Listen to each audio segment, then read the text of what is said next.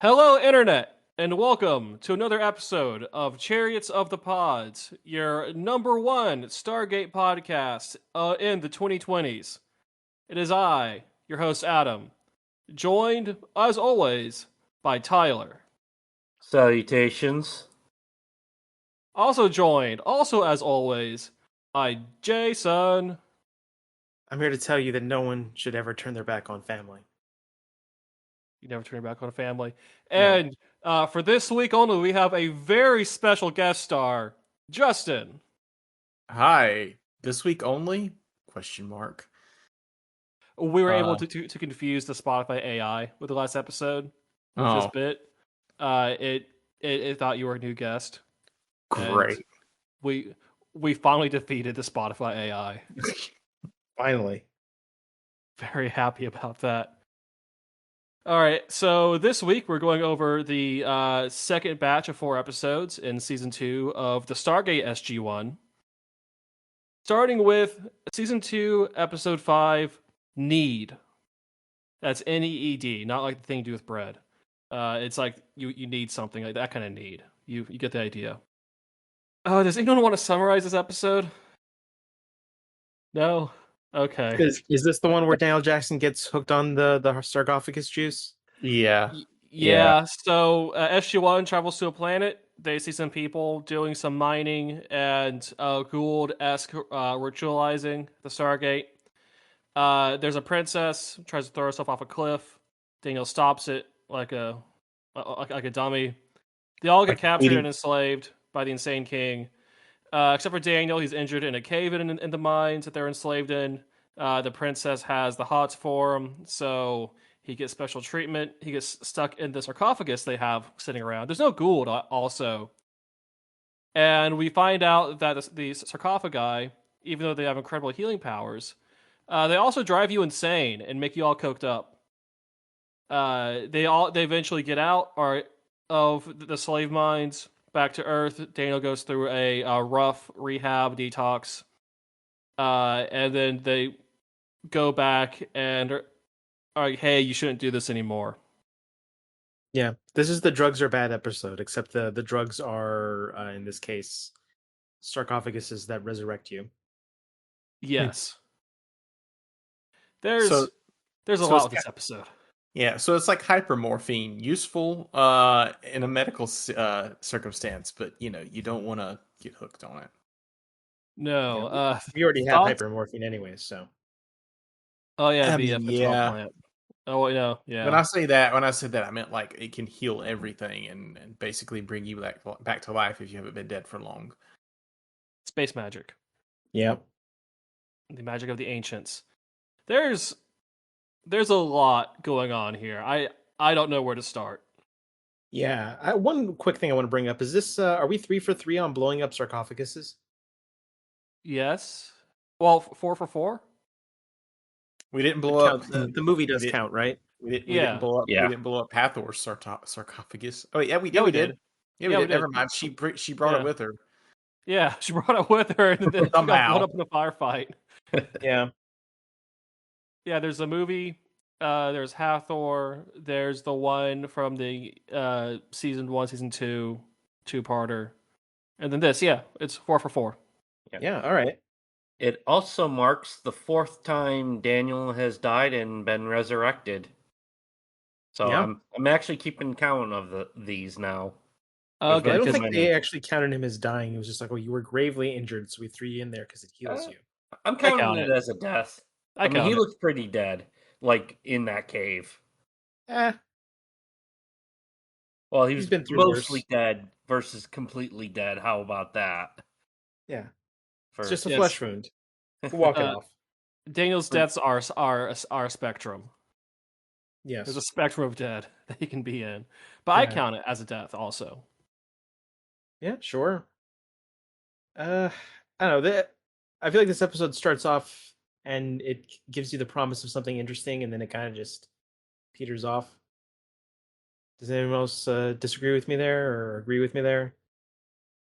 Yeah, I remember feeling like this episode seemed like it was going to go somewhere else, but they couldn't figure out where else, and so they came up with something. I mean, the sarcophagus addiction thing is very important for the lore. Actually, because it explains how the Gould became the Gould. I mean, I figured they were just assholes, but It turns out, no, well, instead they're cokeheads. yeah, well, I guess after 10,000 years of that, you become insane and evil. And wasn't it alluded to like when Sem had that Jolinar flashback in the cave that the reason why the Tok'ra aren't evil is because they don't use the sarcophagus? Yeah, that's why they're not evil and insane. They're just kind of jerks. I think that's what they're insinuating at the very least, but I'm not sure that's the entire reason. I think they try to give us more plot reasons why the Tok'ra aren't evil later, but I'm We not sure. we will find out more sooner than you would think. Oh, great. Can't wait.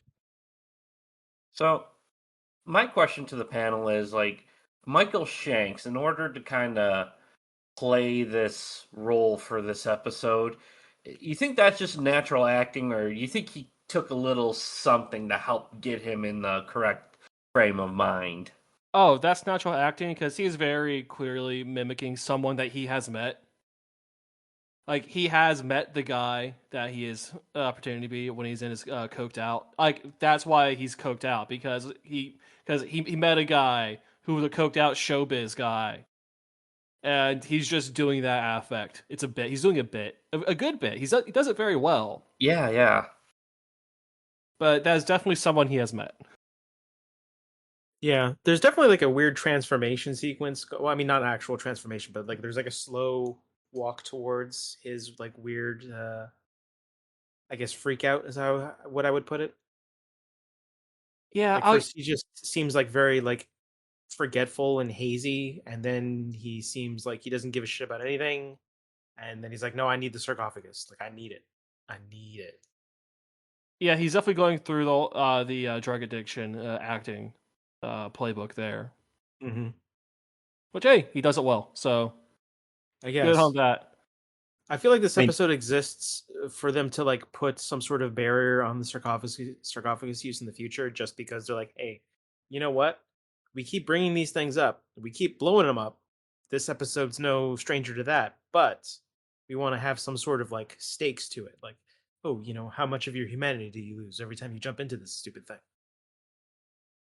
I Like mean, 5%, it probably. seems like as long as you use it sparingly, you don't lose much of anything. Yeah, It seems like this comes back to the morphine thing. Like it seems like if you use it when you need it, i.e., you're almost dead, it's not really a problem. Once every few months, like when you die, you just get thrown in there and come back. It's just like if you use it like 2 times a day, Well, it's a problem. yeah. If you're sleeping in it every night, you turn into, Robert Downey An Jr. in asshole. the '90s. now that you say it out loud, so far Daniel has been the only person that has used the sarcophagus. So this is what his like third or fourth time. Yeah. O'Neill So- used it that one time too, but yeah.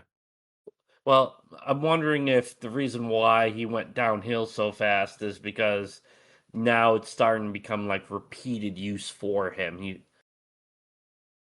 I took the idea as he used it a bunch of times in a row, close together in this episode. They made it sound like they were there for weeks, right? Yeah. Yeah, I want to say they were there for at least a month. I thought I caught that reference in the show, but maybe I'm wrong. Which, I'd be pretty pissed off at Daniel Jackson if I'm being all completely, serious here. This Yeah. isn't the first time that everybody's Him had a lounging good around while reason to you're be pissed off literally at Daniel toiling away in the Jackson. mines. Uh-oh. No, Borgmaster it's probably fine. Adam. He's gone. Uh-oh. Yeah, there's no way to. It's all right. The recording's still happening. Okay. Yeah. Do we want to So, pause and have him edited, or do we want to? uh,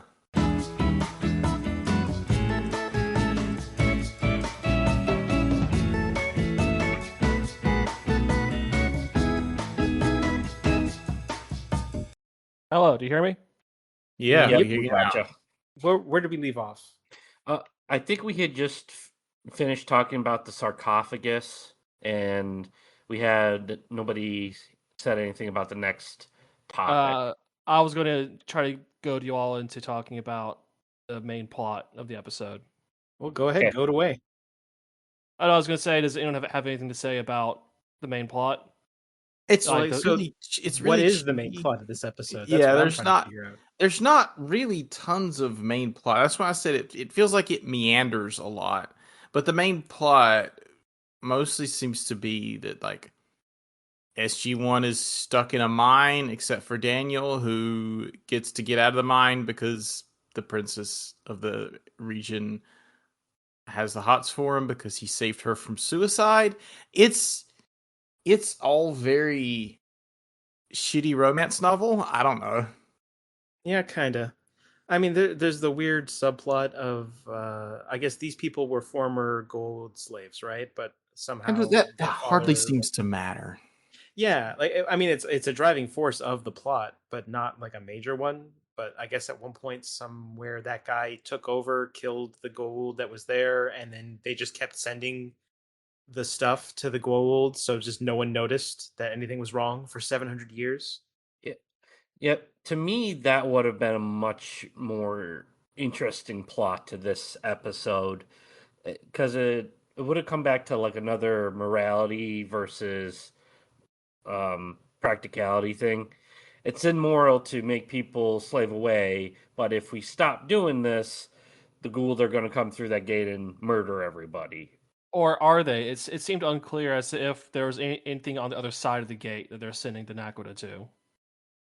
Yeah, but isn't Naquita like the most vital resource for the gold? Yeah, but they were mining very small quantities of it. And again, no one came to check on it in 700 years. Oh, Like, that's a good point. are they dialing an address? The Goulds That- seem to leave a lot of messes behind. They also seem ridiculously understaffed, if I'm being honest. Yeah, I think it's Actually, very funny that there's a bunch of people running around dressed as Jaffa, even though they're not. Like they're really committed to the bit. They're Yeah. really committed to the bit, which is what makes the king an asshole. Yeah, actually, that's the plot reason, but we all know the real reason why it's like that, right? It's because they had the costumes already. Because they had the costumes already, yeah. Yeah. Probably honestly, don't- I'm pretty sure some of those actors had already played Jaffa before. That's probably true. It wouldn't be the first time that they reuse actors for that sort of thing. Oh yeah, definitely. I'm still hoping to see Shekel in the background somewhere. I don't think you will, because he did get a name before dying. That's true. Not sure why they bothered, considering how quickly they killed him, but it is what it is. You see, I'm not actually sure who you're talking about, so Wow. Forgot About you him already, huh? You already forgot about the recurring villain in season 1, Shekel. He Shackle. showed up all 2 times. Yeah, and they got stabbed. Yeah, there was that one time he killed that lady, and then she came back, and then the one time he came back, and then they stabbed him. Good times. Oh, okay. I'm not convinced he knows who we're talking about. No, I I'll don't look think up you the know. Clearly Wikipedia not. page That's for fine. him. Look at the Wikipedia page for him. I don't remember. There's a him all that Wikipedia well, page though. for him. Or that seems pretty hard. Stargate fandom wiki page for him. Oh. Oh, okay. Yeah, they got pages for like a dog that showed up, so nothing too surprising there. Like the happy dog at the end of Yeah, the happy yeah, but dog yeah, at but the there's end only of, like two Bomb Girl. sentences. There's only like 2 sentences for that dog, though. I don't know if they actually had that. What a page. happy looking dog it was. How did you guys like the weird dictator man who was slowly losing touch with reality because he kept using the sarcophagus to live for 700 years? I mean, it seemed like he had lost touch with reality a while Yeah. ago. He And- barely plays a All part. right, so if his daughter is like in her 20s and he's 700 years old, And she is somehow You're more doing the crazy math than here. he is. You all caught that, right? yeah, there's problems with that character. Like, I mean, she's literally crazy got in a man different way. addicted. Like, she literally got Daniel Jones addicted. Daniel Jones, the quarterback. Oh, Yes. This is problem on being on a sports podcast. No, Daniel. Not She got Danny him addicted- Dimes. she got him Anyone addicted- but Danny Dimes. She got him addicted to sorry. drugs so he would keep coming back. Is that what you're trying to say? Yes.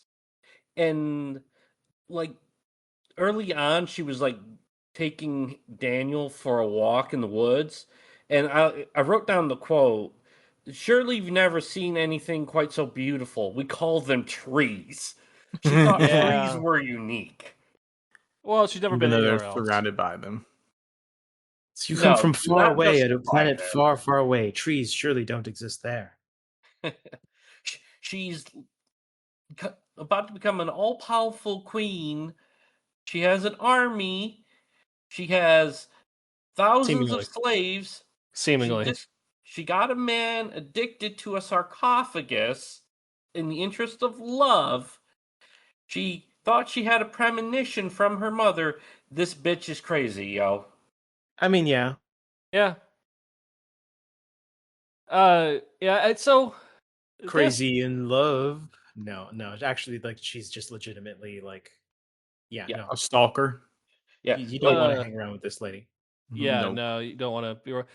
So this plot, I feel like the whole plot of them going to the planet, getting enslaved, the princess falling for one of the party, and all of this stuff happening would work better as like an isekai where everyone's like 10 years younger than they Sure. are. And if you have more Maybe. than one episode to resolve Listen, it, Yeah, you're the expert on isekais. yeah, like a 10 episode, 12 episode isekai. Is every episode of Stargate Uh, SG-1 an isekai? almost. Some episodes are, some aren't. It depends. Have I already Yeah. asked this? I might have already asked this. You already have. And I think I was thinking of this episode coming up when I said some of them are. Because again, this would work better as an isekai where everyone was again 10 years younger. A grown ass I don't think person it that acting Yeah. that works way is. here Uh, either. Like, this story quote unquote doesn't work anyway. Because again, I want to emphasize this thing meanders. It sets everything up, and then it meanders for most of its runtime, and then it just kind of resolves. I mean, they spend like the whole back 10 minutes of the episode back in the SGC just putting Daniel through rehab. Yeah. Yeah. Mhm.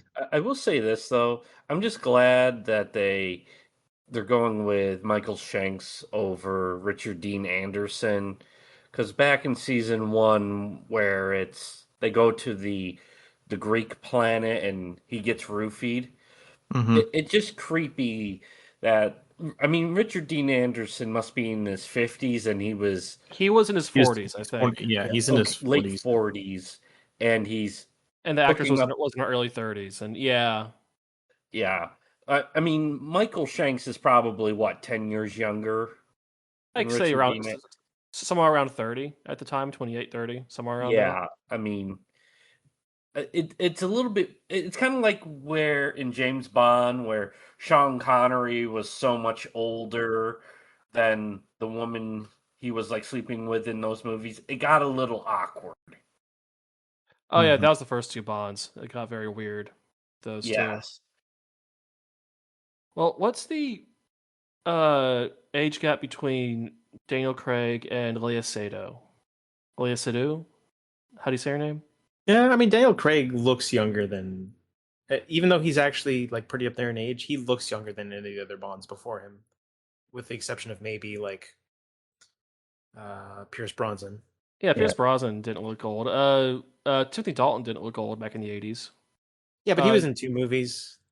Oh, okay, yeah. And like the guy who's in the one movie didn't look old. It was just those other two. Yeah. Anyway, so yes, it is a good thing it was Daniel and not O'Neill. Yep. Uh, I personally think that that Shanks did a good job as far as like acting goes. Like he played the part of the junkie real well. oh yeah, that Yeah. storage room fight scene. Yeah. Just a weird thing to throw into this episode. I mean, I feel like at a certain point they were just trying to fill time. I don't know. Like you already knew what the resolution was going to be, but they just needed to go through the motions. I know that isn't necessarily like a swimming recommendation of this episode, but I've definitely seen worse. Yeah. Adam, I had a question for you because you're more of the sci-fi expert. Does Hey, this yes. does this like drugs are bad episode ever pop up in Stargate or like Farscape? Farscape, drugs.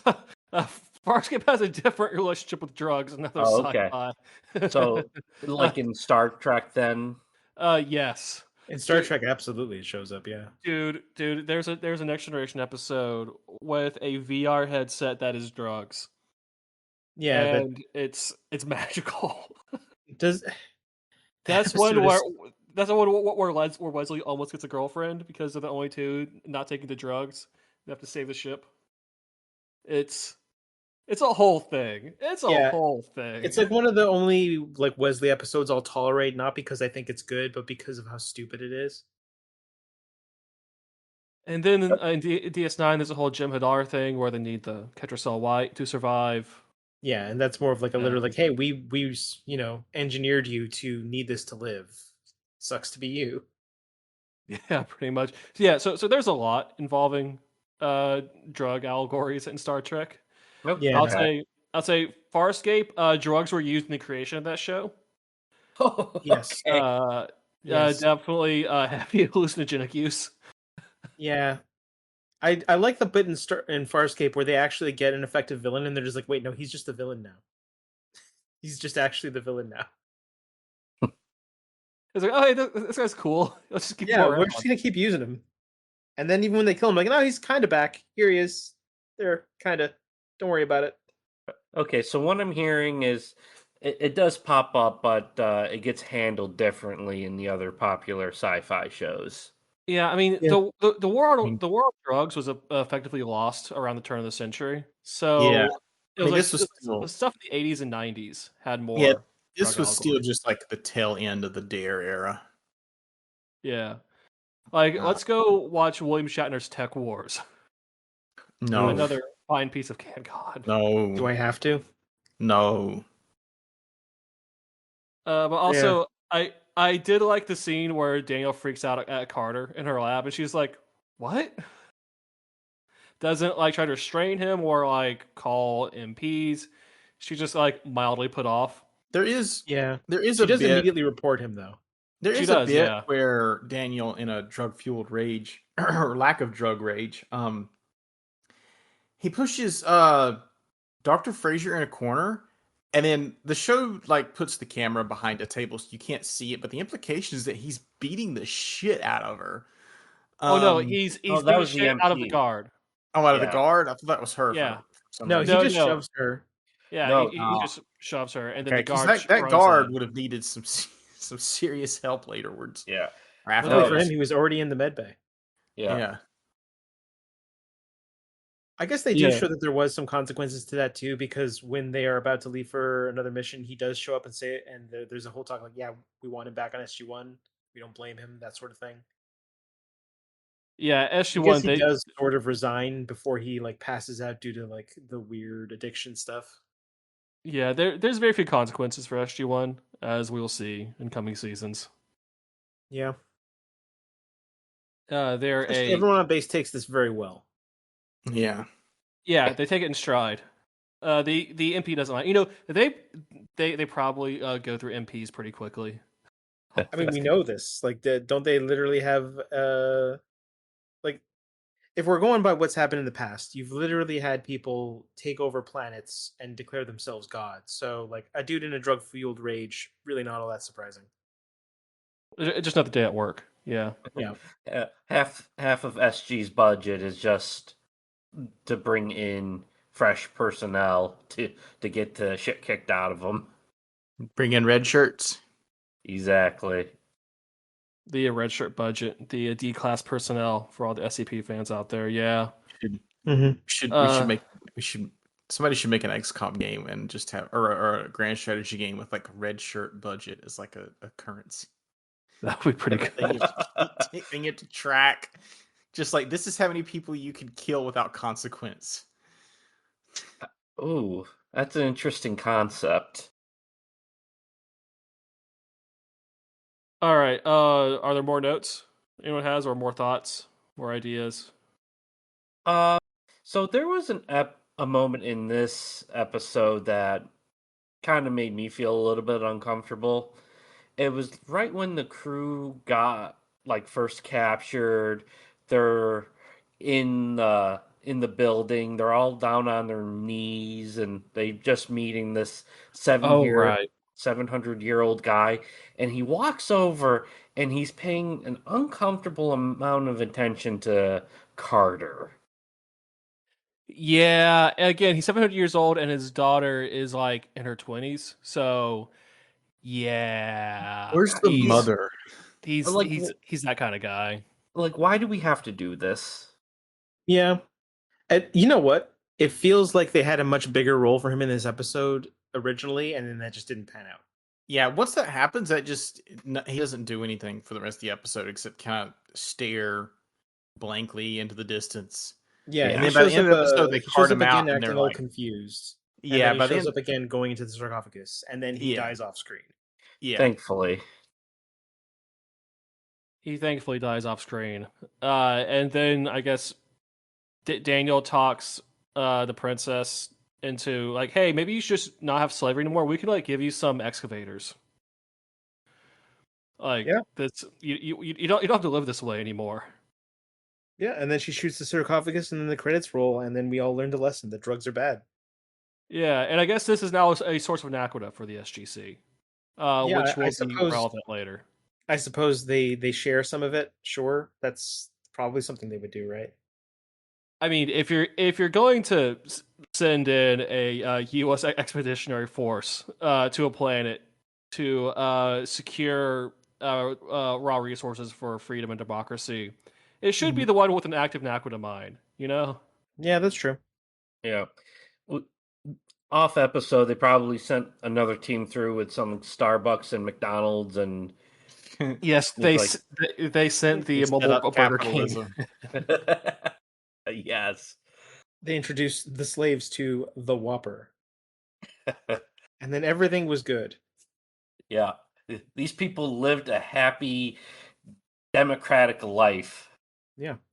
I may have lived the majority of my life digging in a cave, but now I have this Whopper with cheese, and oh boy, is it good. I mean, if you lived your life, the majority of your life in a cave digging out rocks, and suddenly someone said you don't have to do that anymore. Here is a Whopper. You would Yeah, I'd be pretty psyched. probably That's also be true. very happy. Yeah. Like if we're being honest, that's a pretty. You know what? This is all right. That's This is a nice. This is a welcome change. You A know. Whopper is not great food to us, but that's more food and way better food than anything those people had ever eaten. I mean, I think they were just eating rocks before. Yeah. So sure. Here's a hamburger with lettuce on it.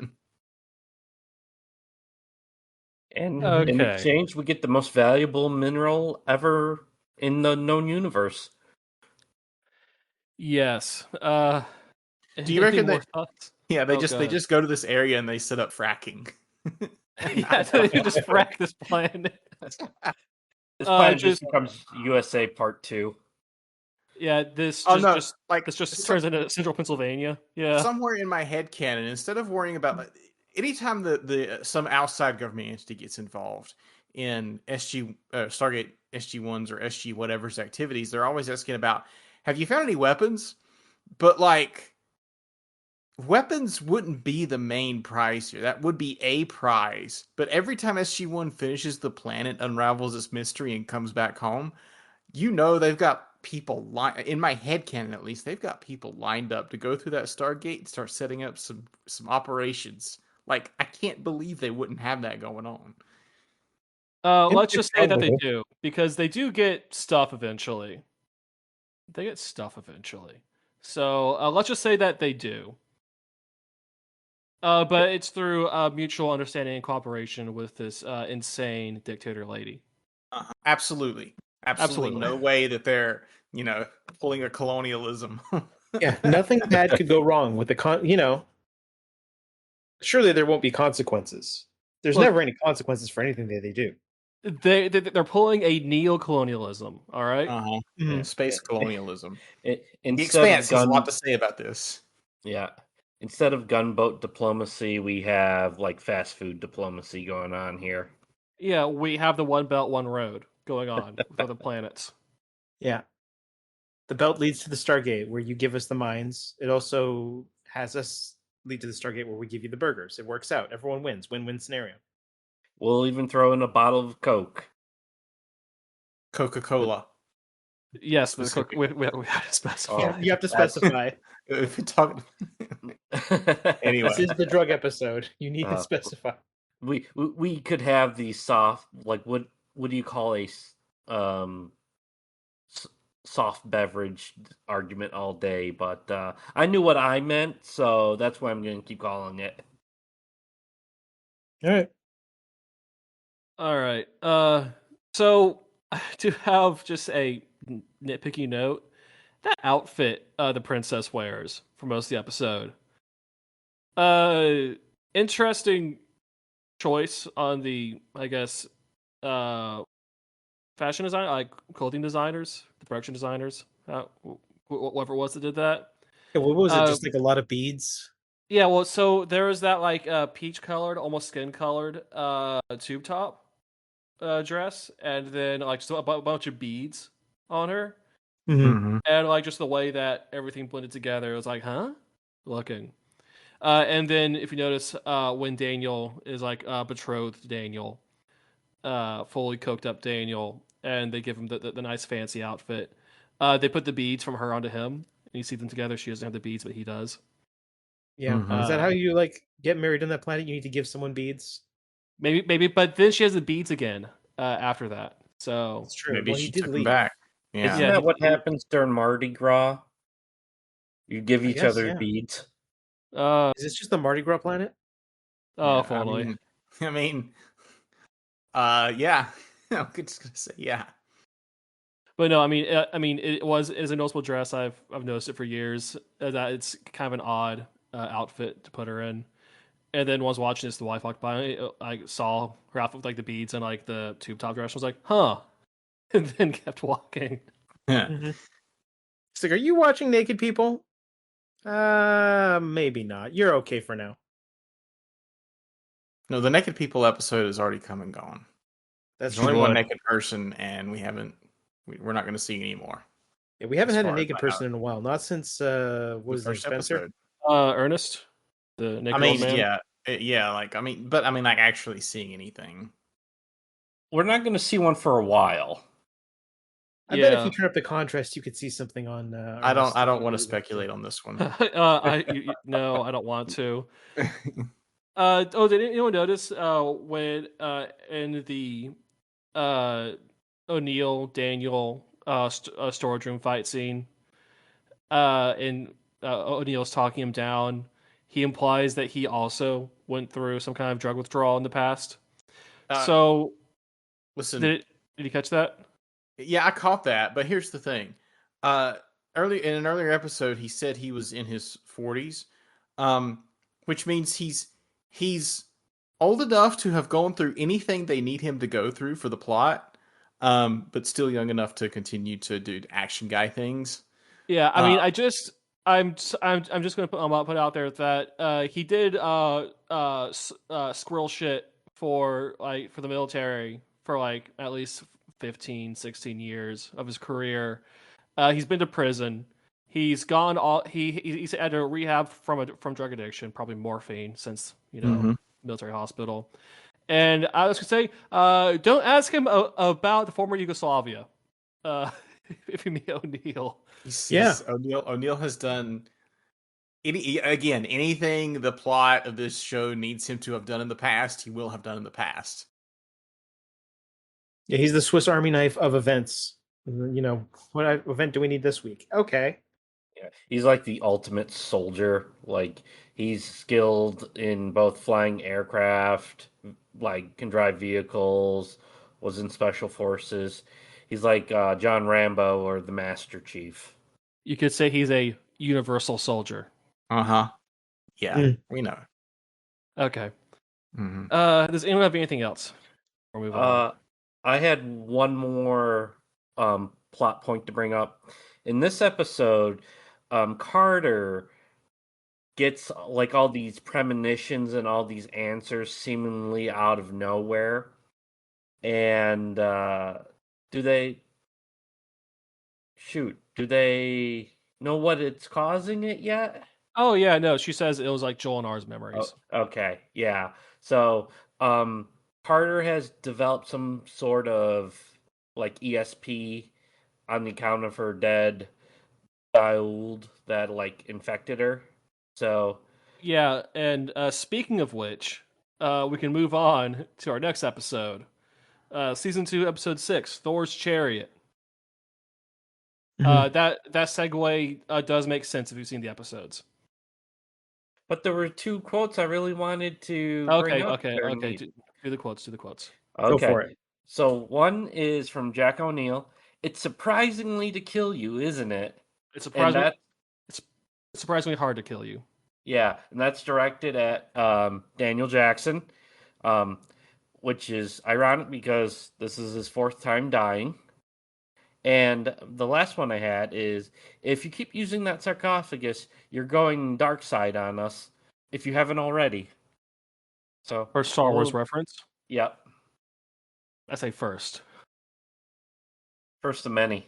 First of many. Yeah. Star Wars exists in the Stargate universe. So does Star Trek. O'Neill has seen Star Wars and Star Trek, and he's going to other planets, and he just gets it. Yeah. He knows his role. Now we can move on to Thor's Chariot.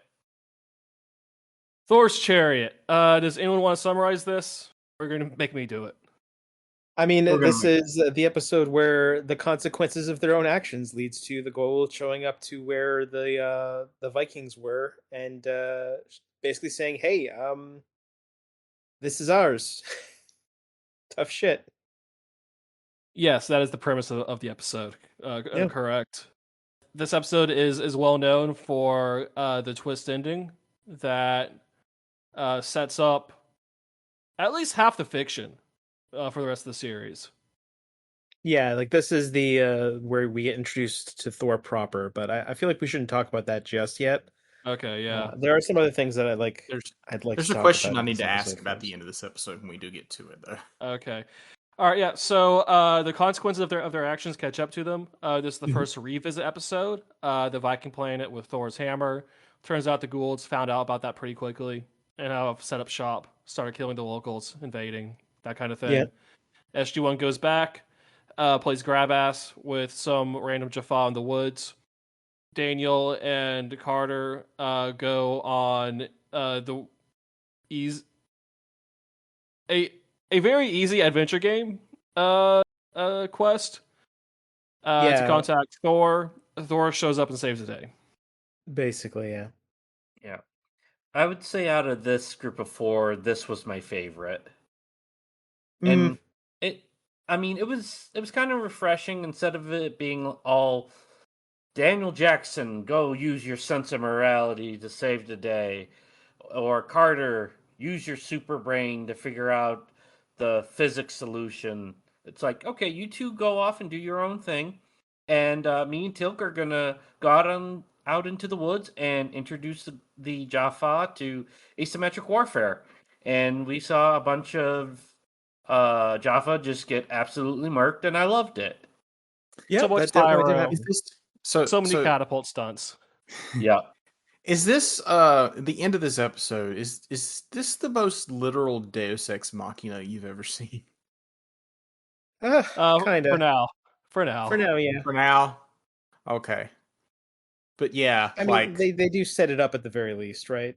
yeah, no, they spend the whole episode setting it up. Yeah, like they contact I- Thor, tell him what happened. He's like you did what? And then he hangs up immediately. And then Yeah. shows up 10 minutes shows later. up, shows up to clean up the mess. He just like That's pretty good. just Thanos I do like how snaps. they were able, like they do explain how they're able to contact them, by just opening up the Stargate and then sending in that box that they sent through. Oh yeah, Yeah. the dumb Sagan box. Yeah, that was a good reuse of that gag. I think it's very funny that for all intents and purposes that just went splat against the gate. Oh, it sure did. Like you even hear the thunk. It's like, was that a person? And then they just kind of like show what's on the other side, and it's what's her face basically just sitting there crying, yelling, "Help us, please!" Because her husband and her in-laws are all dead around her. Yeah. Yeah. They all just died off screen. We do get to see them though, their Yeah, bodies. you see the bodies. That's who she was married to. Yep, that was the husband she mentioned that one time, the last episode. Dead now, along with most of the people in that area, I Yeah, guess. like a lot of the cast that they introduced originally is just, or even like not necessarily introduced but brought up, is now dead. Like, what was her name? Was her name Kendra or something? Yeah, Correct. Kendra died off screen. Yeah, Kendra died off screen. They introduce a guy Olaf who runs around in the woods with Yeah, Odin and I kind of Teal. like Olaf. I think he's a little funny. He's fun. He has an axe. He has an axe throw at one point. Yeah, Olaf is game, man. I respect his commitment. Him straight up just like saying, "Now we will fight," and they're like, "Fucking sit down," and then they just start blowing them up. That scene was really fucking good. Yeah. Or they tell him to stay there. He doesn't stay there and gets captured. Yeah. Which I guess this is where we get introduced to, what was his name, like Hero or something like that. Harrower, the Harrower. son of Ra. Yeah, the Yeah. son of And Ra and Hathor. Hathor. Yeah. Yeah, you have to bring that one up again. That lady. Well, I mean, but Oh, O'Neill's reaction to that is pretty good. He's like, "Ooh." Which, I mean, are we to believe that like he's the son, as in like the Gould is his son, or is this like his actual son, and then there's a Gould in him too? Like, I guess they don't really explain that. Oh, I guess it doesn't really matter. just the Gould is the Gould son of the Goulds, Ron Yeah. Hathor. Yeah, it's kind of Probably. the same deal with Ross son. What was his like Apophis' Kellogg? son, Yeah, Chlorel. Yeah, Chlorel. Like it, like the physical host was probably just some guy the Gould selected. because he looks good with like the bald head and earring look, and that's what Harrower is into. But yeah, so we get him introduced. I forget how many times he shows up, but he does show up again. He shows As up like several times. okay, as a minor villain for a bit. Yeah, yeah. Yeah, don't Yeah, they just sort of introduce him as like he basically just shows up and just blows everything up everywhere where he goes? that's the way. Yeah, that's the way they talk about it. Is that he's like to kill stuff. He's into murder. Surprisingly for Gould. Yeah, they do get away with him, away from him pretty easily though. Yeah, that wasn't hard. I mean, they just murk his patrol that he was with, Yeah, and then he just glares at them when they run Yeah. away. yeah, he does try to go for like one of those staffs, but Teal'c being the smart one here, just absolutely just like, wait, no, I'm just gonna shoot this thing. Like, you don't get to use that. You stand behind your shield. We're going away. And he's like, "You son of a bitch! I'll remember you." Like that I, kind of look. I was actually kind of impressed with that scene because they actually had suppressed weapons on both Teal'c and um, Jack's like weapons. It's like, yeah, that makes sense to actually have with you for cases like this, and then we'll never see them use suppressed weapons ever again. Loud and proud. That's what I say. They are American, ostensibly. And then okay, so the Hall of Thor's Might. Actually, no. Let's wrap up the segue first. So they're giving Carter her hero unit special abilities with these episodes post Joel and R. Am I disconnected again? No, no. No, you're there. Okay, still hear you. Thank Yeah, goodness. what do they give her Oh. they give her the gauntlet, and then they give her that healing device, but she can't seem to figure out the healing device, but the gauntlet she figures out pretty quickly.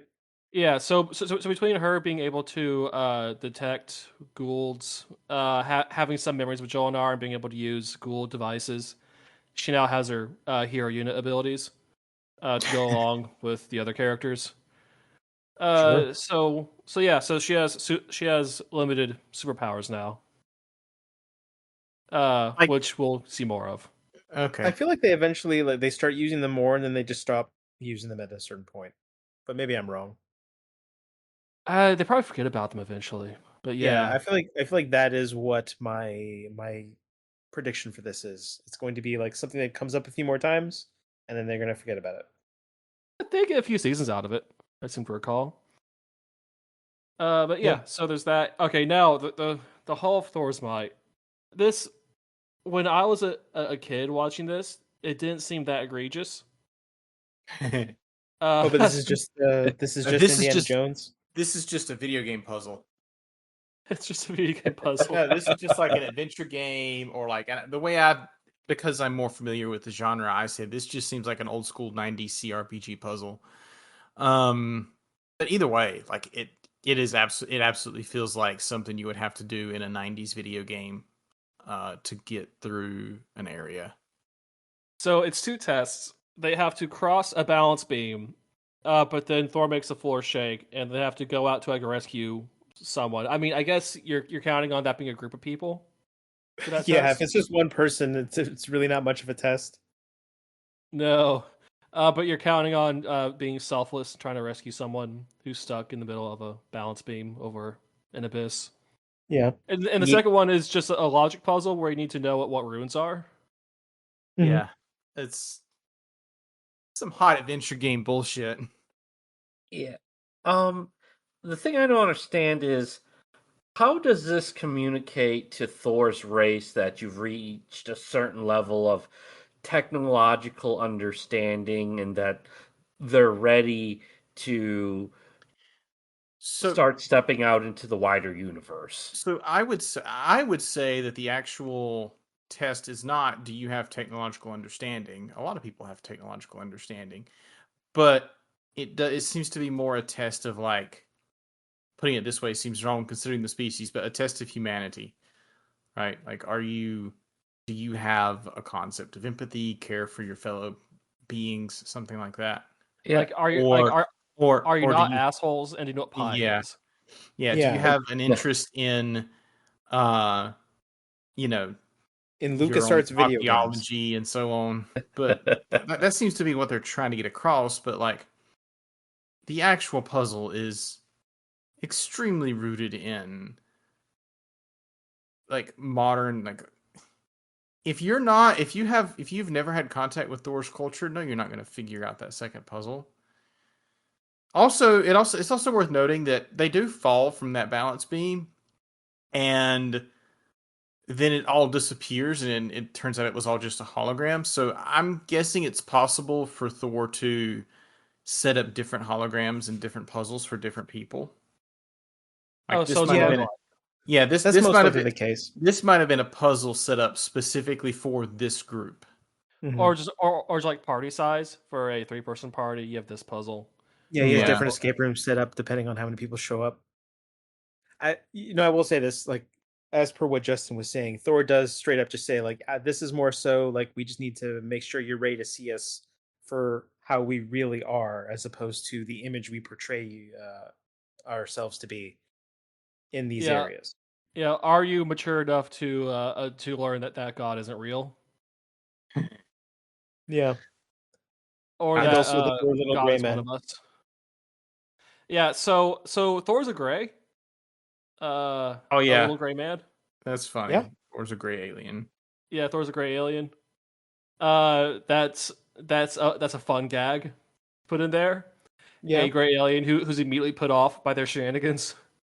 yeah. I do think the other fun gag there is like them like having this conversation while he's there, and they're just straight up like, "Oh, this is probably just a hologram that's been recorded for like hundreds of years. He's not actually here." He's like, "Yeah, I'm actually here. I just called, guys. Like, what are you talking about?"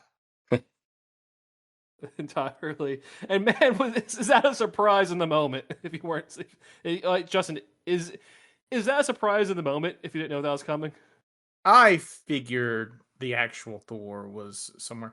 Like the original episode had pretty much sold me on the idea that not the original episode, but like they've gone to this planet before, which we already discussed, and they've already talked to a Thor hologram before, and I figured that Thor hologram was actually someone talking to them for a minute, but no, that turned out to be a hologram. But I wasn't super surprised. I don't Oh, know. okay. I figured Thor's people would show up at some point. I didn't know it'd be a gray alien. So was that surprising? It's like, oh, that's a Roswell Gray. Uh, I to some degree. Okay. Yeah, it was. I would say it was surprising. It wasn't like a huge jaw dropping reveal or anything, but it was a cool twist. This fun gag of having Thor be a gray uh, goes on to saddle the production of the show with 6 seasons of, I guess, 8 seasons of of needing to do puppetry and animatronics. It is like a Adam, decent looking practical effect they have going on there. is Thor voiced by Michael Shanks through the entirety of Stargate, or is it just these early seasons? Wait, that's Michael Shanks? Yeah. He, I think in one episode it's Terrell Rothy doing it. It's credited as Mark Gibbon. Wait, No, hold on. Mark Gibbon's the human Thor, which we'll talk about here in a minute. Oh, wait, I didn't. Yeah, that's Michael Shanks. Yeah. I never noticed. Almost like he's a talented actor or something. I guess. Bit of Yeah. processing over it too, but yeah, like I mean, we've seen Michael Shanks turn it on and off in terms of like him being able to show some real good acting bits, so it's not surprising. Well, I'll be. You learn something new every day. I guess so. I'll just try to look at IMDb to confirm this, and instead there's just some fun Claymore facts in IMDb about Wonderful. this episode. Tell us the Oh, Claymore yeah. facts. Now I need to know. Let's see here. When one goes off, 1.5 pounds of shaped charge C4 sends out 700 steel balls at over 3 times the speed of sound. The balls disperse in a 60-degree spread from the mine. Anything within about 150 feet of the front of a claymore is pretty much shredded.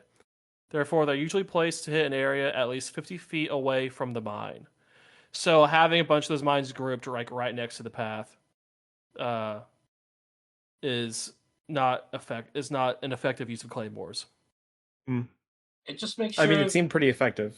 Yeah, it in the just makes show. sure they're extra dead.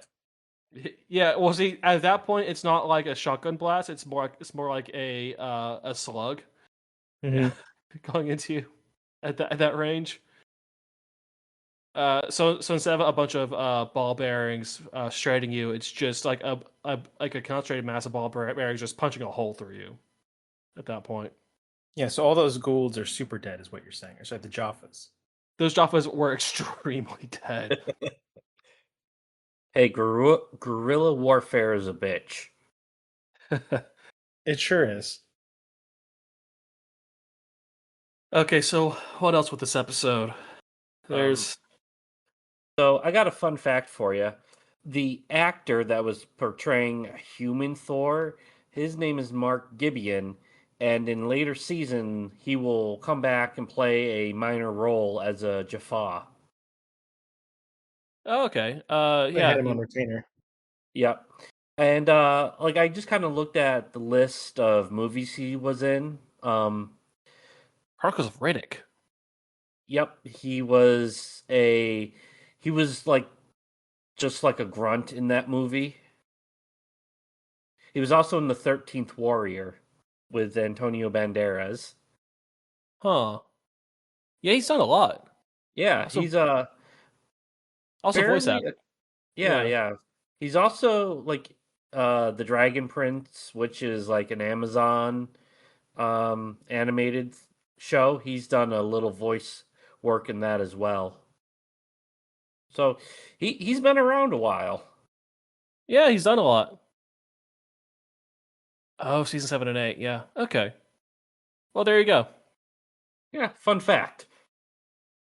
A accomplished character actor. All right. What other notes do I have? Yeah. So I remembered this being a good episode, but I guess on rewatch it wasn't as good as I remembered it I enjoyed it. because of the adventure game stuff. Yeah, it was dumb, but I like forgot how dumb that was. like I have already come to terms with the idea that this show is, I mean, it's usually under the sci-fi heading, but there are absolutely a lot of times where it feels like a fantasy show, especially in these more, especially in when Oh, they just go wait. to when they go to a planet where all the people inhabiting it are like less technologically advanced. It really tends to fall into more fantasy tropes than sci-fi tropes. Yeah. Trust me. You will see, and that's a threat. You will all see. Okay. Oh yeah. So I think the gate's in a different place than it was first time they came here. Like the area of like the woods they put the gate in. I think they put it in a different area this time. Or that might just be me. Uh, it, No, they you're correct. Like, if you check the episode notes on Amazon, they list that under as a gaff. They did. They screwed up that scene.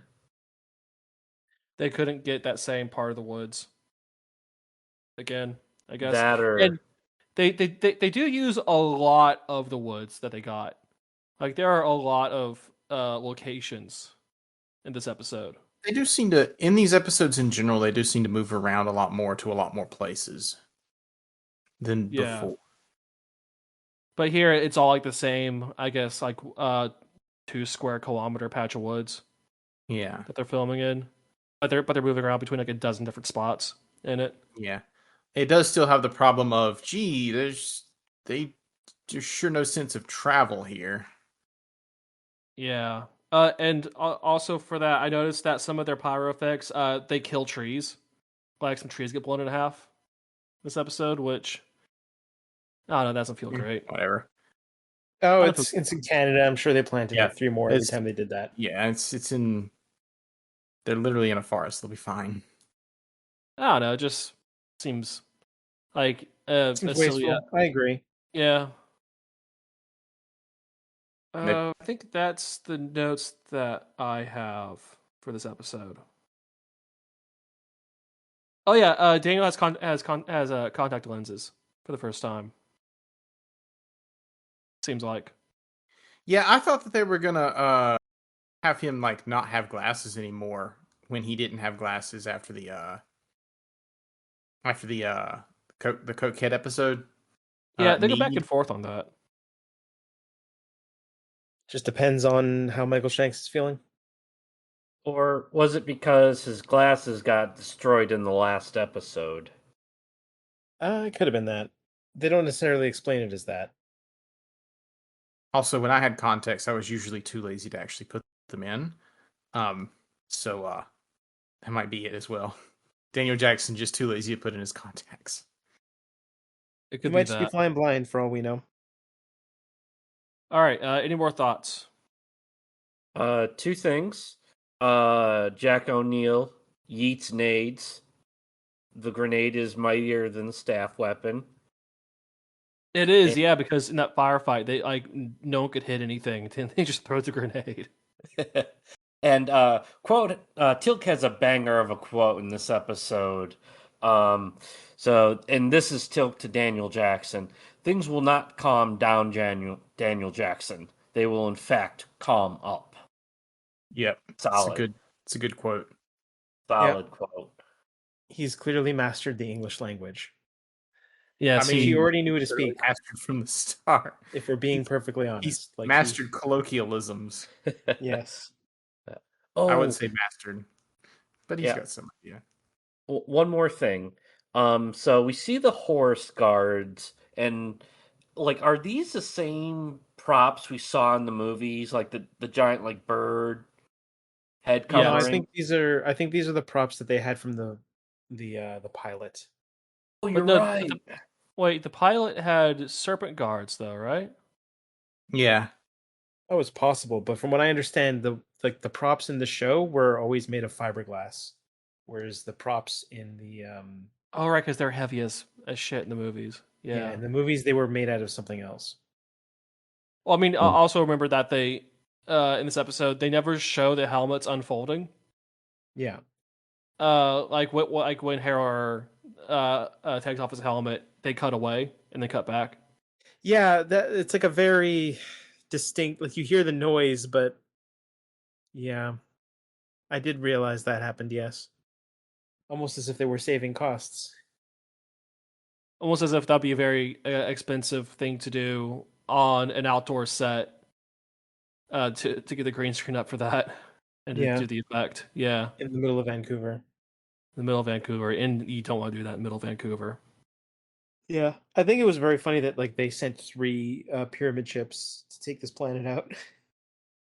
Well, they're building 3 landing pads for the pyramid ships because remember that's what the pyramids are. They're landing pads for the spaceships. Mhm. That was the whole premise of the franchise. I guess. So they're building the landing pads, and I guess after Thor shows up and deletes everything, I don't know, Hero escapes and maybe sends a signal to the ship. It's like, hey, just turn around. It's not worth it. Yeah, that's actually he straight up just shows up and like starts killing them all, right? Uh, I I have no idea. They're just deleted. Yeah, Just it's like you see like lasers start I hitting the mean, pyramids, and then this you see means that guy like look at them and go like, "Yeah, I'm out." this brings to mind the question: like, if Thor and the Goa'uld, if Thor's people and the Goa'uld were at war with each other at some point, if Thor's people could just show up and start deleting everything in a giant radius, how did the Goa'uld even stand a chance against them? they will get to that. Yeah, we're entering spoiler territory with that one. Mm-hmm. You so the answer is that you don't know yet, and the writers also probably don't know yet either. That's actually like I 100% believe that bit where they haven't figured it out themselves. Yeah. Is it a good answer though? Yeah. No, not in my Eh, opinion. They did so they did actually bring up something. So I guess at the end of this episode they're like, yeah, we're rebuilding Thor's hammer, but also it's going to make an exception for Teal'c, but only Teal'c. which that Yeah, raises so this all kinds of Braytac needs problems. to come through. Yeah. Yeah, like Teal'c isn't always going to be around. He has like another like what 80 years left in him. So like, and also if a free if let's say a free Jaffa movement happens, and the Jaffa get freed in large numbers from the Goulds, do do they just go fuck themselves or something? I guess. Like Braytac can't show up here. It's not going to make an exception for him. Yeah, there's a lot of questions here with that. That will not be resolved. Don't worry Yeah. about it. I do dislike how they're just straight up at the end they also bring up like, hey, the Asgards don't think you're ready for this shit yet. Uh it just seems like an excuse to Which is like not now progress things. 3 for 3. Yeah, Uh-huh. it is just straight up like an excuse to not progress things quicker than they need to. Like it feels like maybe they should have positioned this episode later in the season. Yeah, yeah, yeah. They could have. Yeah, but I think this episode's fine. I think it's one of the better ones of the ones that we've seen. I think I like it more than Need. Yeah, I mean, But of these 4, I definitely like it more. Speaking of these 4, are we all ready to move on? sure. Yep.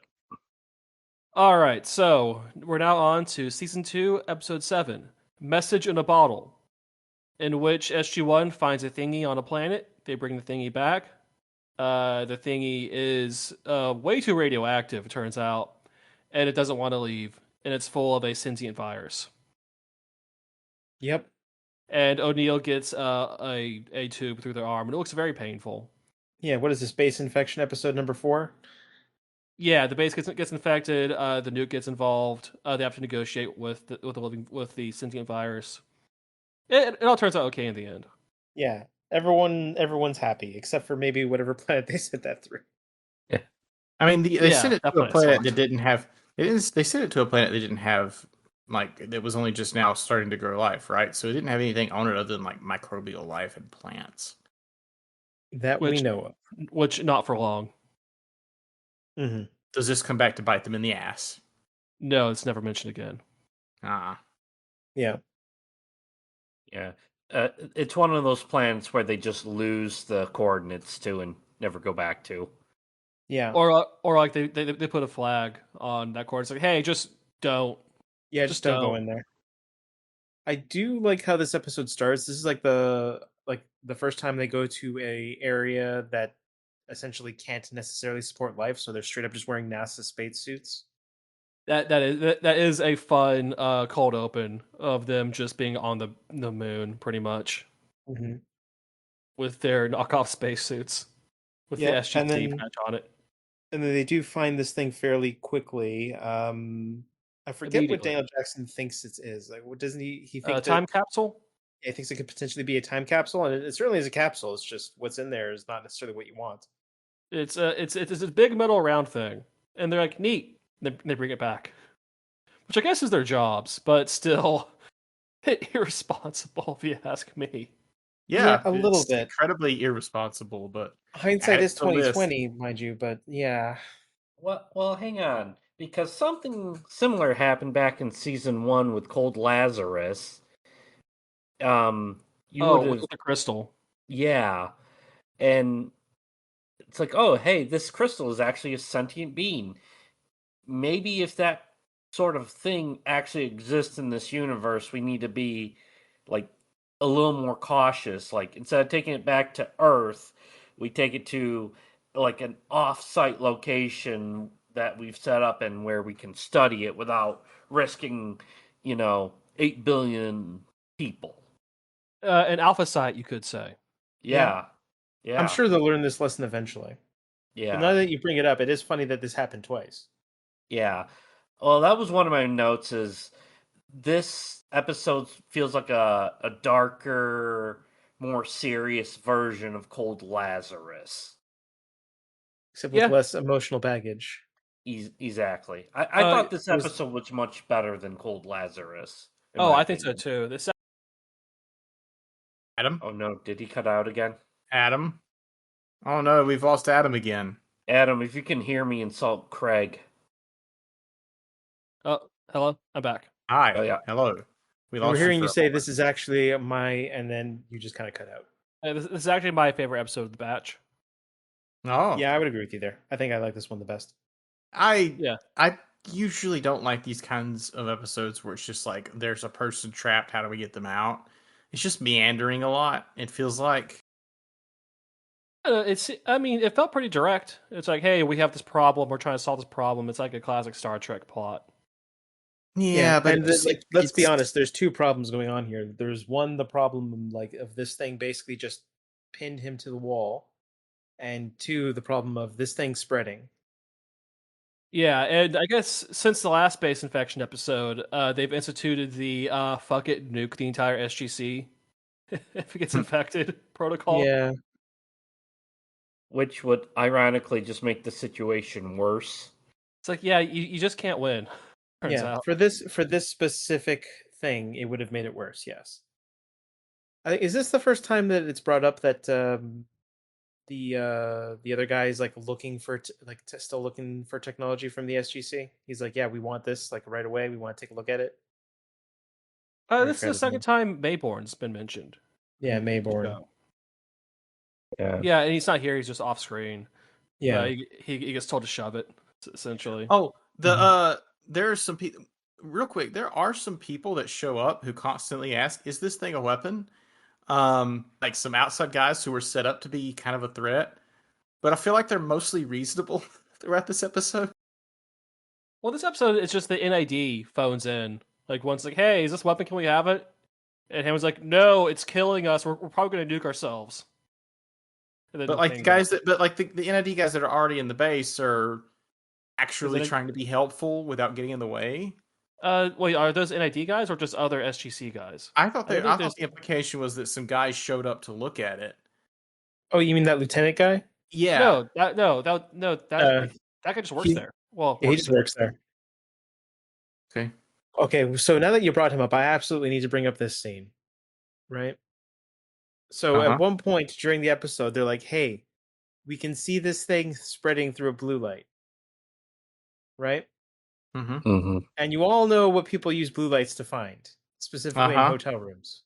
Oh. So they do the scene where like they're finding things with the blue light, and then they're in the room with him, and then they turn the camera to him, and it's just white everywhere. And the implication is that the virus is spread to him. But in my head, I just think, oh no, it's only on his hands. Oh, it's only on his head.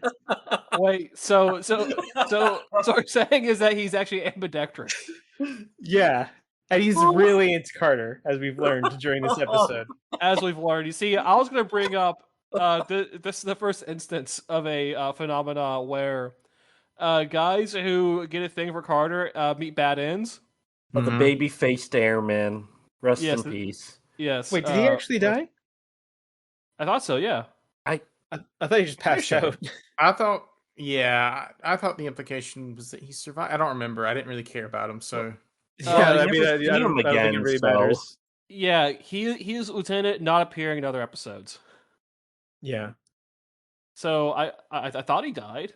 That was the implication. It seemed like. Yeah, and I don't know. It doesn't matter. I don't know. All I can say is that scene was very funny to me. Have any of you seen any of The Expanse? Yeah. Yes. Okay, because this stuff reminded me of the protomolecule in The Expanse. Oh yeah. Oh, Like the effect for it. Yeah. Yeah, the like the neon blue effect and stuff. Just it looked a lot like it, like a lesser budgeted version of that, or done with less powerful computers. Yeah, that makes sense. Yeah, I see it. You see, I was thinking when the sphere eventually opens while they're examining it, I was like, oh, that's a space demon core. They all have 10 different kinds of cancer. That was my thought. And also, like they talk about radiation enough this episode. Everyone there has 10 different kinds of cancer after this episode, right? Except Tilk. Except Teal'c. Yeah, He's fine. yeah. it's totally fine. I actually, I do think it's very funny, like how quickly they're like, yeah, no, we're getting this the fuck out of here, like, and just Yeah. the effect of like this thing just starts like sprouting spikes and stuff. And like, nope, we're getting you the fuck out of here. Which they finally have better survival instincts this time. It just backfires on them. Yeah. Well, it backfires specifically on O'Neill. Like, actually, that scene, like, it was a cool effect. I just wish that they kind of shot it a little bit better because there's a couple of scenes where they showed as it initially happened, and you could see the pipe kind of like wobbling, and it's like, Yeah, you could. Yeah. you could And- probably, and like that's not a problem in the later scenes. So you probably could have just reshot that. Yeah, you definitely see the pipe sag in the middle, and you're like, oh, that seems flimsy. And Yeah. actually, to go with that as well, like there are multiple times where they're trying to, I guess, sort of like torch through this thing, and they're going out of their way to only torch it for a little bit because, as it turns out, this is an actual like it's just an actual like pipe, and it turns out you would actually just torch through that really fucking quickly. So they have to just keep Yeah. turning it off and on again. Yeah, that's just some about PVC or something. Yeah. It's probably some sort of copper tubing they got at Home Depot or something. Some copper tubing. Actually, yeah, it does burn like copper. Yeah. Also, Siler's there. It's pretty fun. Like everyone evacuates the gate room except Teal'c, who's just being a bro for O'Neill, and then Siler, who's just quietly burning away at that tube for what's probably hours. Yeah. Getting ridiculed by Tilk for not working faster. Yeah. Actually, that whole bit, like where this initially happens, like O'Neill gets pierced, and his like initial reaction, which I think is like a very human reaction, where he's just basically screaming, "Teal'c, kill it! Teal'c, you need to kill it! Kill it, Teal'c!" Yeah. Yeah, really good. That was gnarly. That's a Yeah. gnarly scene. I mean, it's a gnarly thing to happen. Like being pierced in the shoulder is bad enough. Yeah. The fact that And- he's suspended, He's hanging from it. Yeah, that's Yeah. the one thing I want to actually should bring up. Like when you're suspended by a portion of your shoulder like that, like that would not hold up for that long. Yeah, that just goes through the shoulder, Yeah. right? Yeah, like that it would hold up for a little bit maybe, but like very quickly it would just the weight of his body would and this is a very gross image, pull it down and rip it Yeah. off. Yeah. Like, But Yeah, they do once actually. they get him something to sit on, that's fine. I mean, not fine, but that Yeah. should be like thing number one they do. They give him a ladder after a few minutes. Yeah, but they take too long to get it to him, man. Yeah. They do act like the order to act on it happens very quickly, though. Like you can Yeah. insinuate that like during the time when they're waiting for something, like someone's holding him up to prevent more damage happening, right? Yeah. Yeah, like after Teal'c stops shooting it, or because Teal'c again runs back in with like a buzz saw after he shoots it, right? Yeah, he Yeah. keeps showing up with more stuff. At one point, he's just kind of Which- blowtorching the concrete walls, which is pretty funny. which is an understandable like thing. Yeah, he's blow torching through the wall. Yeah, it's like, Which, like- it's I mean, because like he's there anyway. Like he's not going to leave O'Neill, so you might as well just do something at that point. It's like I don't know. What if I just take a torch to these virus veins in the wall? What happens then? But yeah, so everyone has 10 kinds of cancer now. It's all very radioactive. They're all being infected by a sentient virus. If you get a crush on Carter, you die instantly. Yes. What else? Actually, so I did look it up. Simmons is not dead. Oh, he's not dead. Okay. He appears in like at least like 5 more episodes. Oh, really? Oh, Huh. okay. So he doesn't die yet.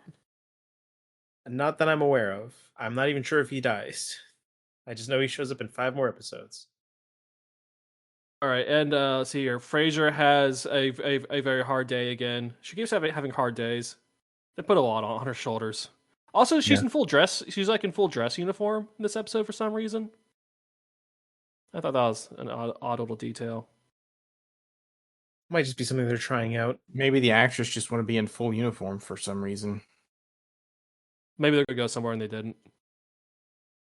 Oh, so Justin, as a computer IT expert, what do you think about the way that this episode concludes?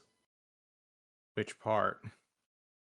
The whole The computer's going haywire thing, or yes, the putting computers in his being infected, password.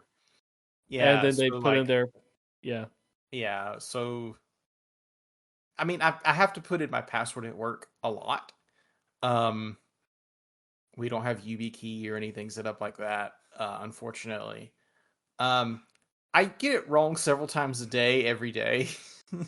So when Hammond gets things down there and he just like bangs out his password real fast, I'm like, damn, you got it right. At least you got it right the first time. I usually do get mine right the first time, but there's a few times where I don't.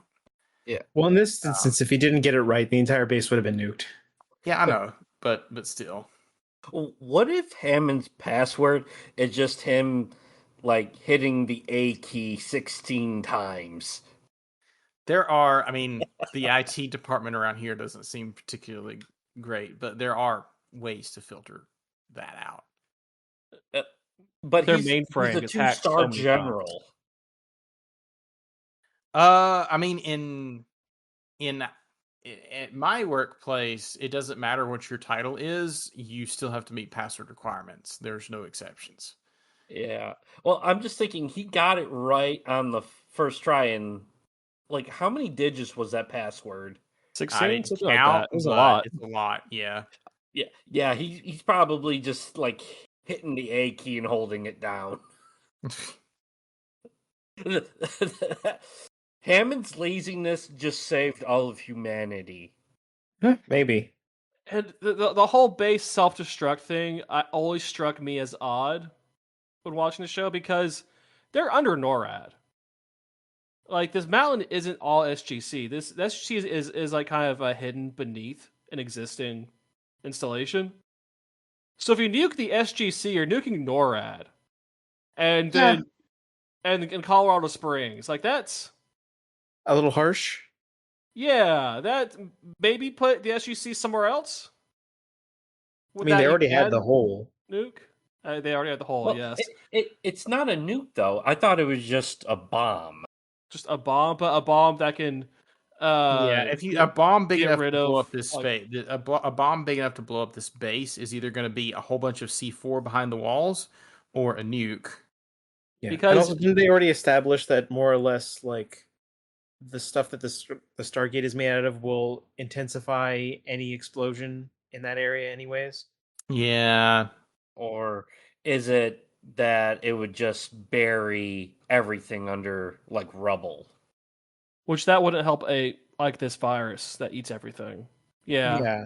Or like the humans there, they would definitely be crushed. It always struck me as odd because I get why they're doing it. They want to be like Star Trek, and Star Trek has the self destruct thing, so they want it to be like Star Trek, but it doesn't make a ton of sense in the context of the setting. I agree. That just has always bothered me a little bit. It'd be one thing if this was like a military base in the middle of nowhere, but yeah. So this might be getting a little bit too real simmy, but like U.S. naval aircraft carriers don't have a self-destruct feature because they're worried about ever getting boarded by an enemy force, do they? I mean, there's scuttle No. charges, right? Like you can set scuttle charges with enough Yeah, warning. you can scuttle a ship, and it would take a lot to scuttle an aircraft carrier. Yeah, It historically has. They probably have ways to disable themselves, but it's nothing like explode the whole thing, I assume. And Yeah. let's be honest, like if we're talking about U.S. military equipment, one of the main things the U.S. military does is they develop things that they sell to other countries. So yeah. it's not like And they're also, all that worried about the stolen technology stuff. they build ships that last for 50 years. They're just like intrinsically not wanting to sink their own ships under any circumstances. Yeah. But in World War II, like when they needed to like sink their own ships to not get captured, they usually just torpedoed it from the outside. Mm-hmm. With enough warning, you could probably set scuttle charges. But that's that's what the Germans try to have, because of course they did. But yeah, no, you just shoot a torpedo at your own ship from another ship because you evacuated it. It's So not actually, like the captain has a button that he can press and the whole thing just blows up. no. Oh I no, mean, that was very much a Star Trek invention, and honestly, I'm not sure why it was a Star Trek invention. I guess like they're sort of for using it as an for excuse that like, for drama, Yeah, yeah. just raises a the dramatic stakes. device.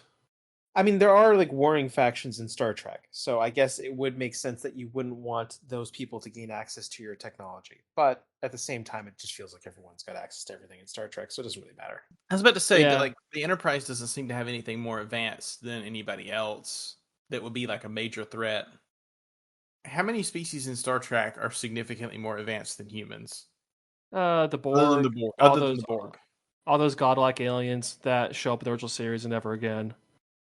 Okay, but they're already so far beyond the ship that it doesn't matter. The Dominion, kind of, sort of, like slightly more advanced than the Federation. Yeah, but then they were more like we genetically engineered like a slave race to do our own shit.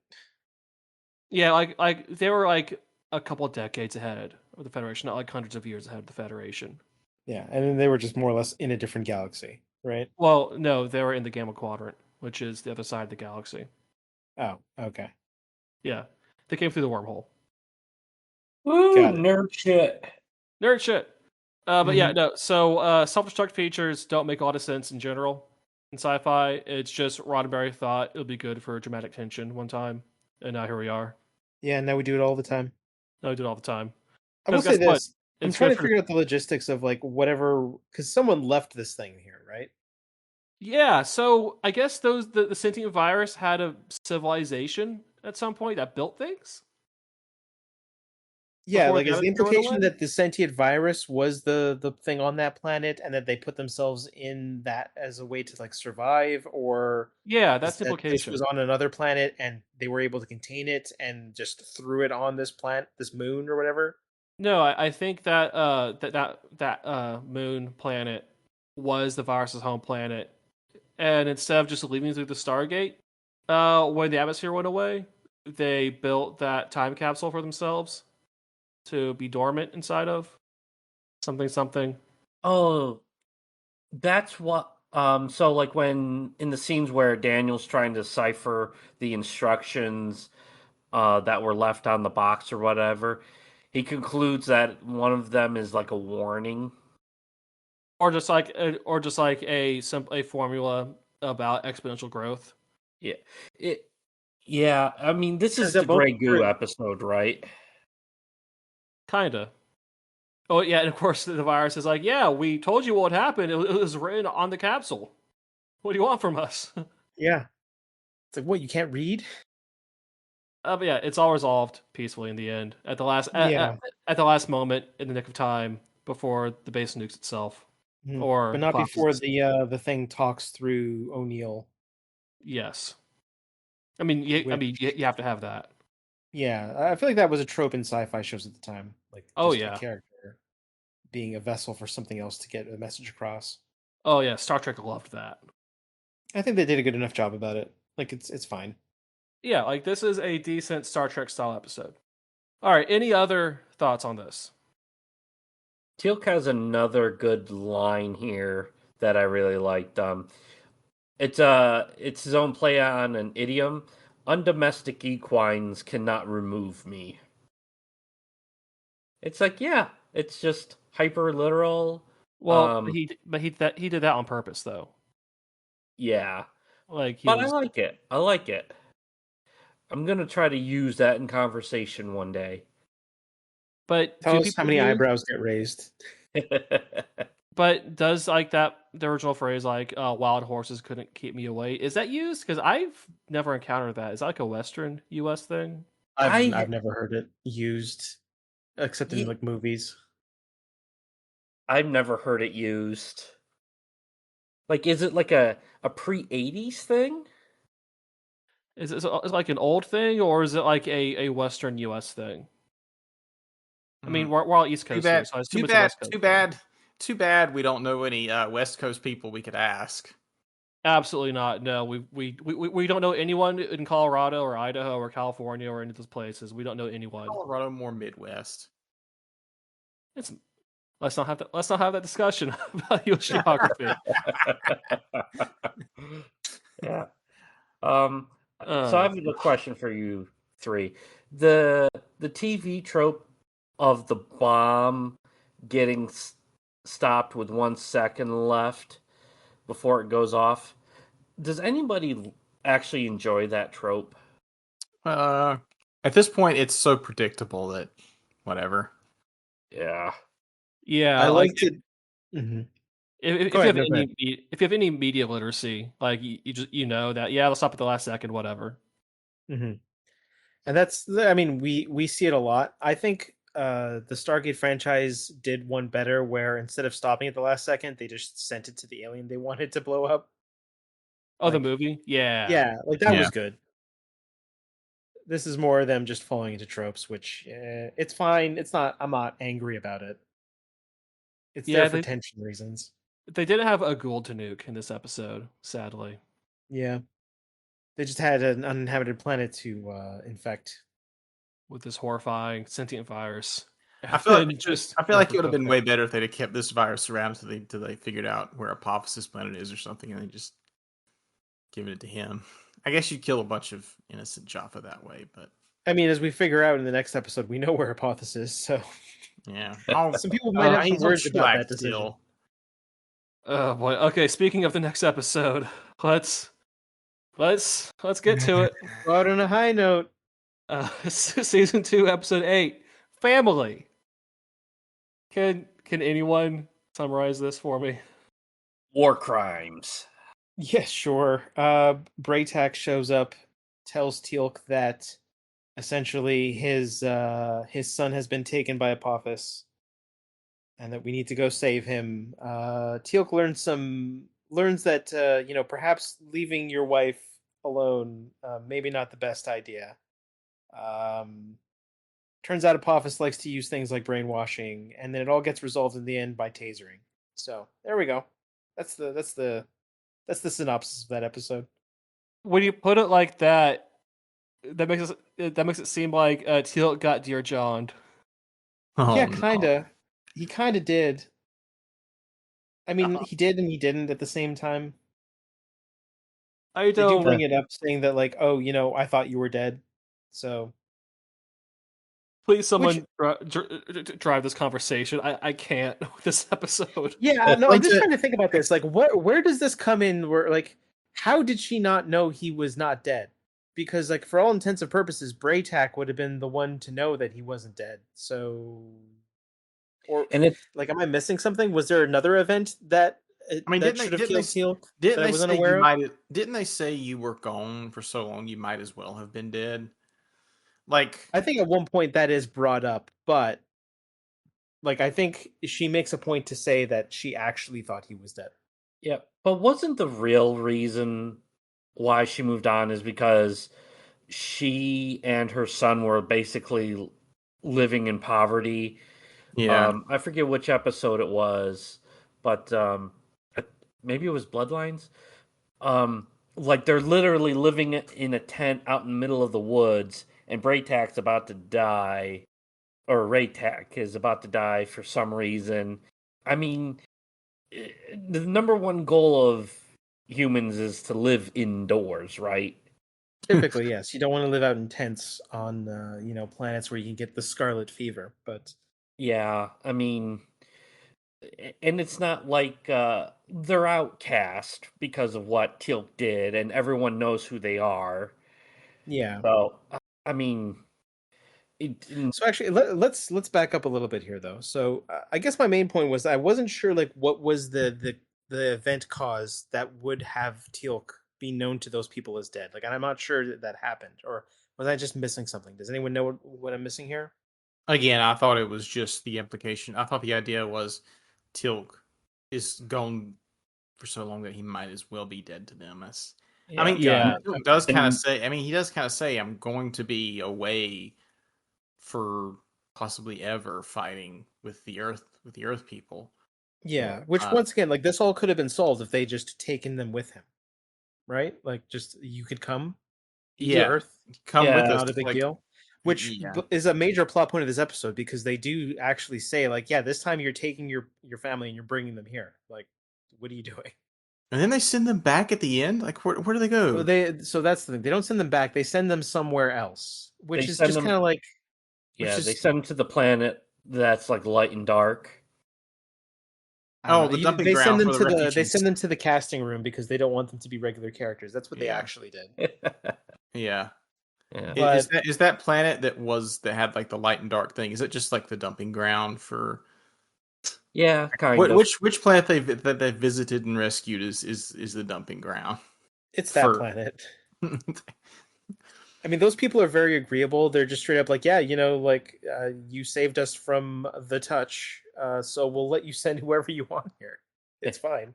We subsidize them with whoppers now, so we get to use their planet as like a safe harbor for refugees. Yeah. Okay, so then let's get back into this whole thing with Teal'c and his family, which this is the episode is named after this, so it's got to be important. Uh, I guess the implication is that this dude is more or less Teal'c's friend, right? Yeah, Tilt's Yes, a friend childhood married friend. Tilt's wife. So childhood friend of Teal'c is straight up proposes to Teal'c's wife with a kid, He, and he's Tilt's So, have you Krillin. ever seen Homeland? I've not. No, Okay, never mind. Is this he is this is. basically like a Pearl Harbor? That's like the closest thing I can think of. Yeah. Anyway, Marrying your dead friend's wife and adopting the kid. yeah. This is. Yeah. I was gonna Oh, say gosh. this guy is Tilt's Krillin, and this is like if Krillin married Chi Chi. No, I don't want to give this guy like I don't want to do that to Krillin. Krillin would not. Krillin would not be Krillin able to doesn't handle betray Chi Chi his- for even 2 days. Yeah, Also, not Krillin even doesn't that, but betray his like friends. Krillin wouldn't do Goku like that. Come on. Like as we learn later, like it turns out this guy's actually just kind of a piece of shit, right? Yeah, he eventually. Like he was He straight winds up up. like No, because he was cool until he saw Teal'c uh, get it on with his estranged now ex-wife. He was like, "Man, fuck this." And then went yeah, to I go guess. But for like them. the heel turns very quick there. Like you got to know that like she doesn't love you, that she's just doing this for the like For the status. for the status, right? Like Yeah. come on. To live indoors. Yeah. Yeah, let's be honest. Mm-hmm. But I don't know. So there are scenes in this episode that I like, not because they're good scenes, but because I think they're funny. Like when Teal'c realizes, like it's a long process before he realizes. He really should realize sooner what's going on, but when he realizes the 0 to 100 that he goes is very funny to me. Just straight up like grabs the guy by the neck. When Yeah. he's angry, you can hear the Kratos in his voice. I love it. Just like you could see his cheeks like vibrating. It's very good. But like everyone trying to talk him down and then him having that conversation with his wife, now ex-wife, I guess. Like how does that even work? Do you like go to the Jaffa priests and ask for an annulment? Hey, my husband's a traitor. Can I get an annulment? It's like, I sure, whatever. I think that's literally what happened. Yeah. Off a divorce court. Yeah, I guess this is where that guy sees that she straight up just says like, "Yeah, I don't love him." Well, no, Right? Is that what? no. There's a later scene that night. There's a second scene between Teal'c and his ex-wife where they get a bit romantic with it, Okay. and that's what the other guy. What's the other guy's name? From It begins with an F. Frotak? No, Frotak. Frotak. Just add something a like tack that. to it, and then you're probably right. Something like that. Where he sees that and he's like, "Ah, screw this." And like they go to the palace twice in one night. How fucked is Apophysis security? No, I can't. I can't. It's not very good, as it Do turns it. out. Do it. Let it out. Let it out. Here's your chance. So they infiltrate the palace with this whole plan. They get in through like an employee entrance, I guess. They shoot a bunch of guys. Fail to like throw Ryak over the shoulder and leave because Ryak throws a fit. So they just leave anyway. They get out successfully, no problems. Then later that same night, there's a Jaffa patrol going searching houses because hey, some guys just went and shot up the palace. And then Frotak, whatever his name is, just walks back into the palace later that same night. Apparently not being stopped at all, making it all the way to the inner hallways. And then he was able to follow him without being detected. Yeah. And then disintegrates him, which nice use of the third shot there in this episode. Yeah. And then is able to like get into an armor and sneak out like Agent 47 style. Yeah. Get back to the house. But also not with the kid, right? Still not with the kid. Also not with the kid. He doesn't go for the kid. He just spends the rest of the evening getting out of the palace. Yeah, he basically just shows up again to say, "Hey, I killed your new husband." It's like, hey, guy, yeah, I had to kill him. Sorry about that. Yeah, it turns out he was a piece of shit. Like, sorry. I just got an image in my head of Jack O'Neill sneaking around this palace with like a box on his head, Solid Snake style. It's sneaking mission, yes. I mean, he's got something on his head. It's just not a box. Well, we won't go into Metal Gear Solid here, but yeah, that's what's going on in my head. But I guess like the whole point of this episode is to sort of like explain to you that one, Apophis is still alive. Which, yeah. Two, still got a grudge, and three, he's trying to save face, right? Yeah. That was also he's weakened. He had like his top men on those ships, and they all got disintegrated. Yeah. In orbit. So I'm just trying to figure out the logistics of his plan. Like, was his plan always to just be like, "Yo, I got Teal'c's kid, and he loves me," or did he like? Was this a pivot? Like the second part of his plan? Do you think it was a pivot, or do you think this was the plan all along? He found where the kid was because they moved back into the city and made it very easy for it to be found. Found the kid, kidnapped him, and then waited for Teal'c to show up. Teal'c showed up and got in and out of the palace a bit too easily.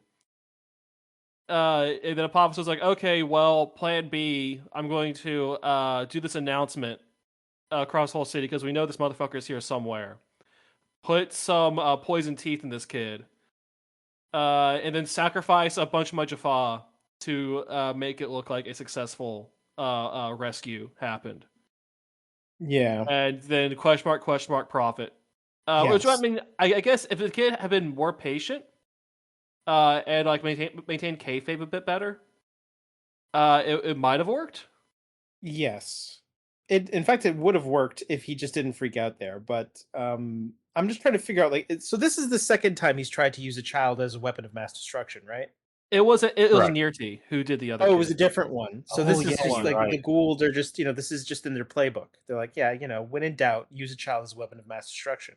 Yes, that's their favorite thing to do. Yeah. Okay. So The actually, Gould are very here's something I economical. want to bring up. How did you guys how quickly did you realize that this kid was full of shit? Uh, immediately. I mean, Yeah. Pretty I quickly. mean, O'Neill figured it out immediately. O'Neill's like, "Wait, no, this is wrong." Yeah. And you're watching, like, "Yeah, I agree with O'Neill. This is wrong." Yeah, This and he's was like, "No, Spinny's my kid. son is strong. He beat Apophyse's thing, and everything's great. We're all gonna live. We're all gonna live in happiness. It's great. Nothing bad will happen."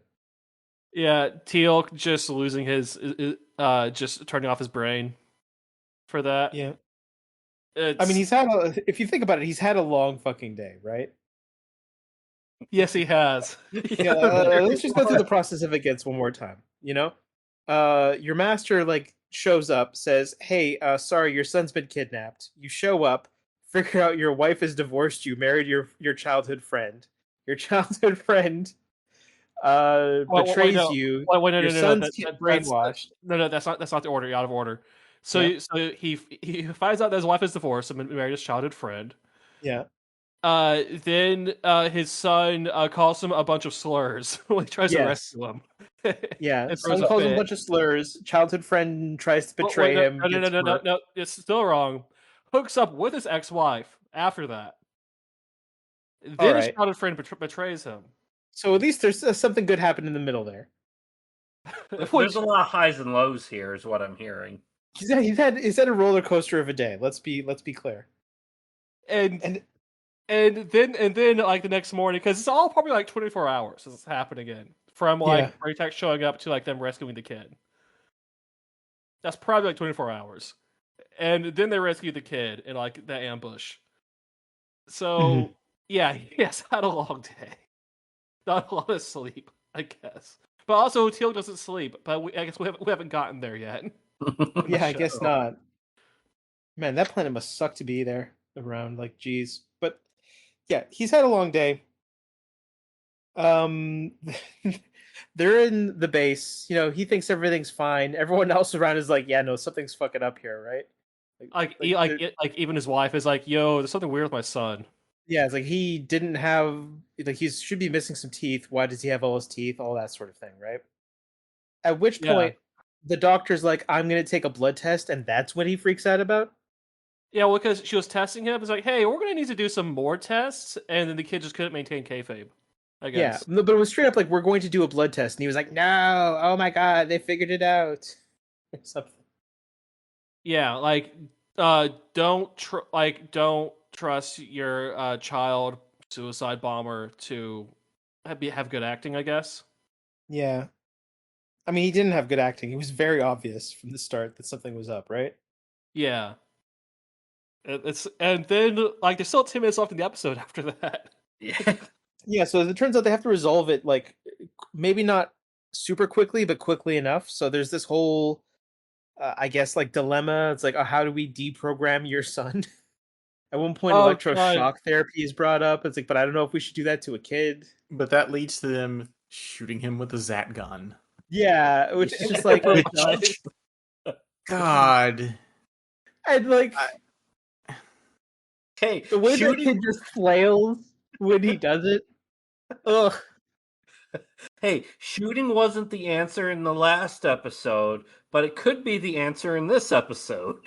I mean, If they had just zatted that kid like when they found him and they started calling Teal'c a bunch of slurs, like Yeah. that would have solved everything. yeah, his buddy wouldn't have had to die, though. I mean, he kind of does because otherwise, like Teal'c's in the doghouse. But whatever. It's there's this was a lot. Yeah. This was a lot. Honestly, them shooting him on camera and him like flailing around in pain, it was one thing. The fact that it worked. It completely like reset him, like It's just like, it's just like you turned him off and on again. He's good. where am I? That was the dumbest fucking thing. But at the very least, it was funny. Like, I don't know. Uh, Listen, son. If you don't behave, Dad's gonna have to shoot you again, and the second shot's gonna kill you. So you better behave. yeah, prop to this child actor. He plays a real good kid who got shot by an electric gun. I guess I got it. He sells it. He really sells being tased. He's Yeah. just like while violently flailing, and then them singing some weird made up song that they made for this episode that we'll never hear again. God. Like, so I think this is the worst episode of the bunch, right? Yes. Yeah. Oh yeah. Like, this episode seems like a bad joke. Yeah. It brings up like things that are potential growth moments for like Teal'c, like, hey, maybe your decision to like leave wasn't the best idea, and then it just completely nullifies it by the end of the episode in a very like haphazard manner. Like, it just, what are you doing? Yeah, this episode had a lot of potential, and it was not executed well. Like if they had just focused on getting Ryak off the planet and then fixing his brainwashing in the later episode, this whole episode would have flowed so much more smoothly, in my opinion. Or just like or just like you either have the cucking storyline or you have the child brainwashing storyline. When you have both, there's not enough but TV episode for that. Yeah, which, by the way, I was not prepared to hear Michael Shanks actually say cuckold, and yet he did. he does in fact say that out loud. Yeah. It is not considered a curse word. It's just it's just an unused word. But at the beginning of the episode, Richard Anderson can't say motherfucker. He cuts himself off when he says mother and then something else. Yeah, he just says mother. With the implication of the fucker part coming afterwards. Yeah, it was the implied fucker at the end. Yeah, my favorite kind of fucker. Yeah. What do you guys think about the fact that Apophis has like some sort of super virus that can apparently wipe out all of humanity on a single planet? Does this planet? ever come up again? No. What do you think? No. Which I guess okay, let's think about this from a Goa'uld point of view. The Goa'ulds in Jaffa probably aren't affected by the virus. So yeah, like for all we know, this wouldn't even worked, right? Well, I want to. So it only works on like human ass humans. Well, no. At the end of the episode, Teal'c looks at his son, who does have a symbiote, right. and he says it would kill you as well. I mean, Teal'c could just be speaking at his ass there, but I mean, no one knows what the hell's going on in this episode. Yeah. All right, yeah. So I can't explain it. Actually, no, never mind. It might have been some sort of super virus. It might have, for all we know, it was like the flu, and he just thought, "Oh, that'll do him." Like, yeah, because maybe it's like as cool, like as strong as these people are, they just don't like, since they're not used to dealing with disease, they just don't realize that like the common cold's really not that big of a deal. Because Fraser and Carter make a whole big thing with like a CG animation that they show Hammond. Like, no, this virus would have killed the entire world in a week if it had gone off above ground. Yeah, but it would have required like the two teeth to like mix or something. Like for basically Ryak to break both teeth at the same time. Yeah, I guess. Which I guess was the implication that Ryak broke some of his teeth when he woke up. Except no, they explained this. This is one of the few things actually explained. The way they know that Ryak is the way Dreyok knows. Yeah, the way Dreyok knows is she says, "Hey, wait a minute. You broke 2 teeth a couple of weeks ago, but they're back." Yeah. Yeah. That was the straight up like, yeah, no, something's wrong. Like, you need to actually we need to do something now. Yeah. I guess that's like the mother notices that, hey, wait, my kid has his teeth back and he's been acting weird. Mm-hmm. Red flags. I mean, I think it would have been way funnier if it was just straight up like, yo, Apophis just gave the kid dental work because he couldn't stand it. It's The like, kid oh, was excuse me, speaking Mrs. with Creepy. a lisp or a slur, and he's like, I can't take this. Yeah, no, I can't take this. You have to fix this child's teeth so I could brainwash him properly. How did he even brainwash him? Like, I don't know. They just explained it with like it's with I don't know Something The residual Russian chunking glove? magic. anti-droplet. I don't know. it's gold space magic. It's called Yeah, space Gould magic. space magic. Yeah. Maybe he put him in a sarcophagus and just changed the settings or moved a dial or hit a different color button.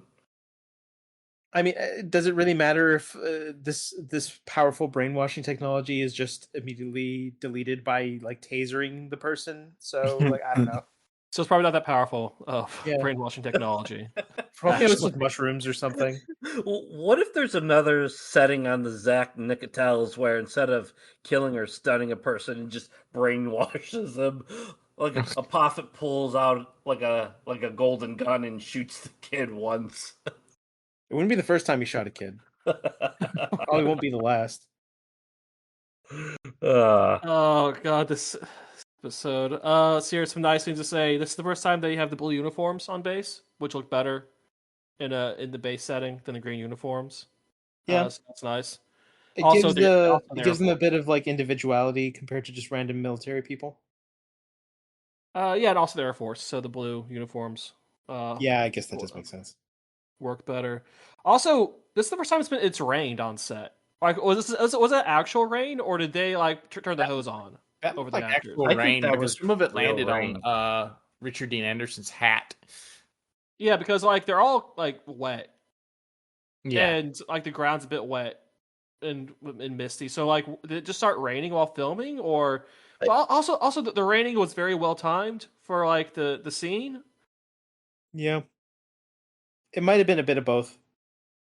Like column A, column B. Like they turned the hose on for that scene, and then like in the scene afterwards where they're storming the gate, It's actually it just raining. Yeah. rained. Yeah, Yeah.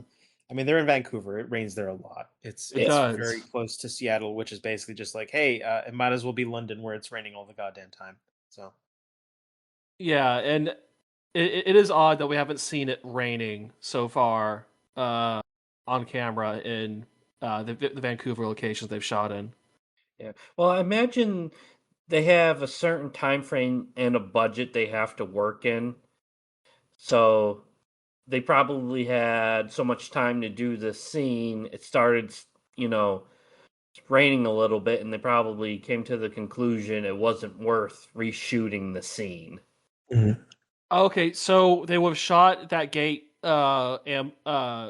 assault scene before, and like the ground is wet. It had been raining, so when they do like the kid rescue scene, they're like, okay, let's turn the hose on over the I, actors. I don't yeah, think it was a hose, though. Yeah, I think it was actually raining. I'm not sure. Can't tell.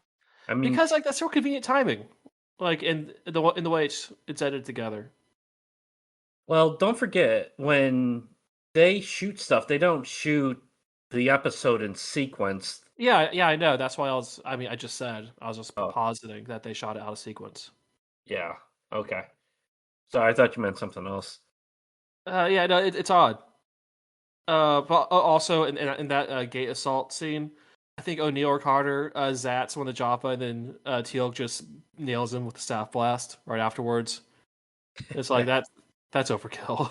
Yeah, everybody's going less than lethal, and then here's Teal'c just venting his rage by, Just just blasting straight up him up. killing everyone. Oh, that brings up another point. So when they first come through the gate to Chulak, they throw a bunch of gas through the Oh, Stargate. I was trying to bring that up. That wouldn't work. That That's a wouldn't work. it's a total war crime. Well, I mean, like, but also it's gas in an open, like, outdoor area.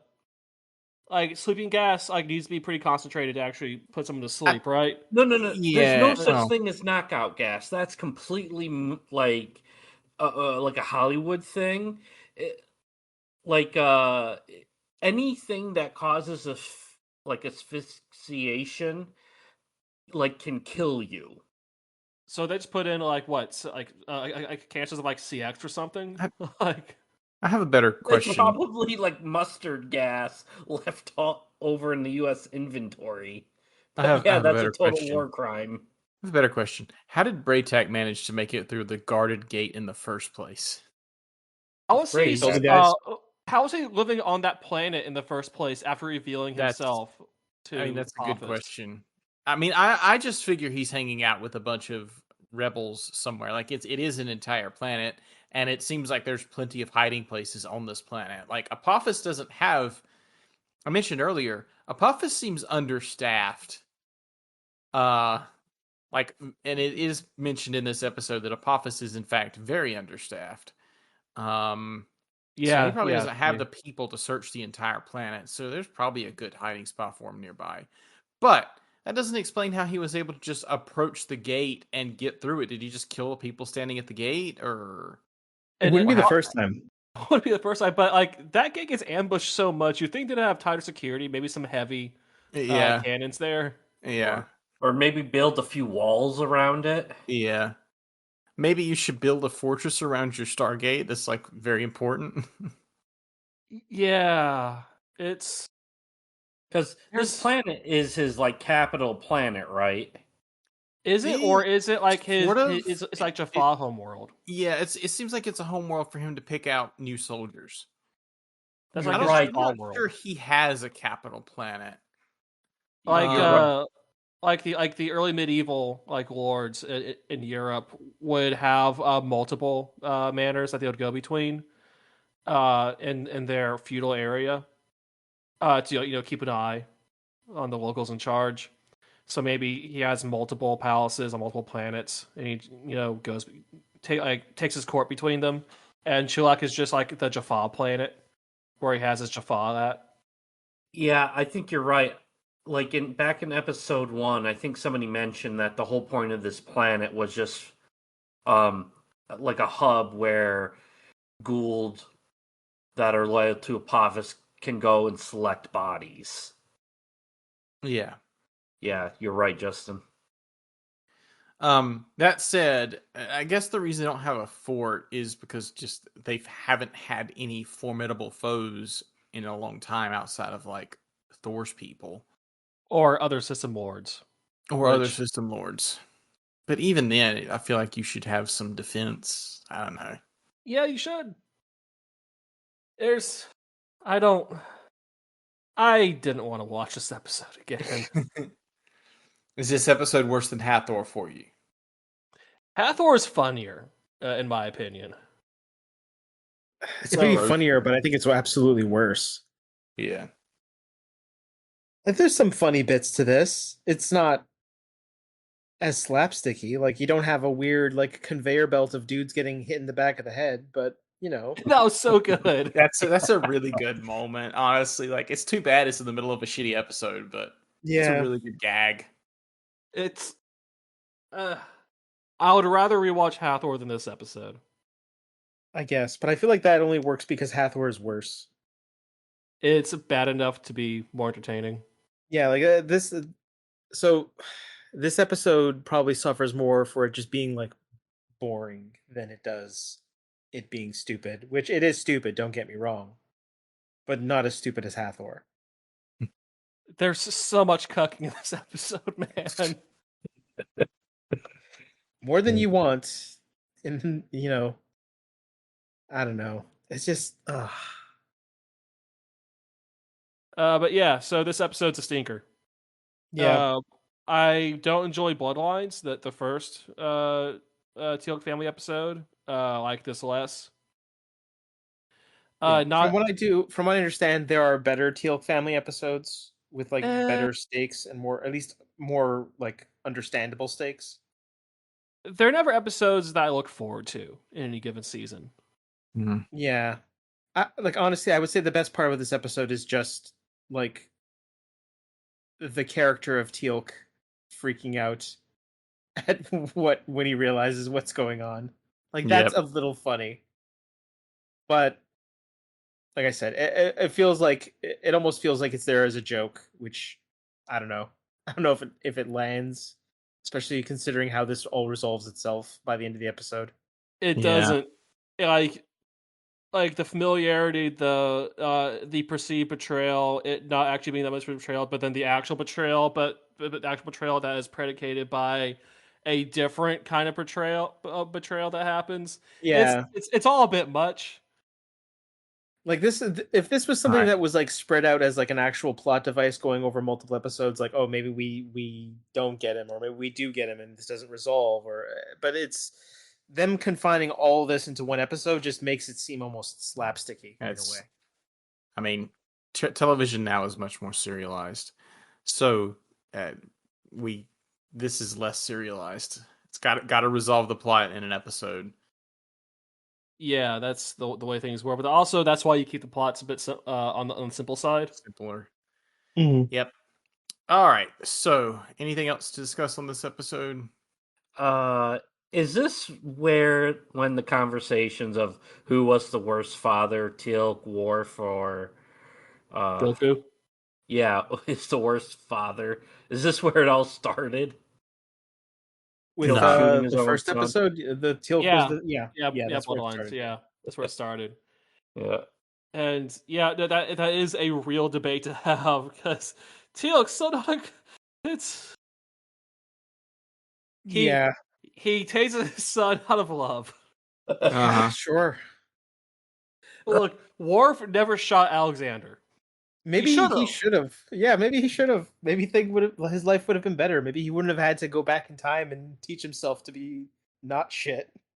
And you know what? Goku beat the living shit out of Gohan for years to train him, and Gohan actually turned out very well adjusted. Yeah, So what is he, like a well, professor or some shit? yeah, let's be basically. honest. I mean, The reason the why actual thing there is the actual problem with Goku's parenting is he gave Cell a senzu beans. let's be Yeah. honest. The reason Yeah, why yeah. Gohan turned out normal is because of Piccolo. Piccolo was his Yeah. surrogate father. I mean, Piccolo did teach him how to dodge. Yeah, Oh, references. references. Okay, All right. so is Teal'c now a better or worse father after this episode? I have no I mean, I idea, would have given it to man. him if his family stuck around, but They left again. they left again. Why So why he's can't they stay on base?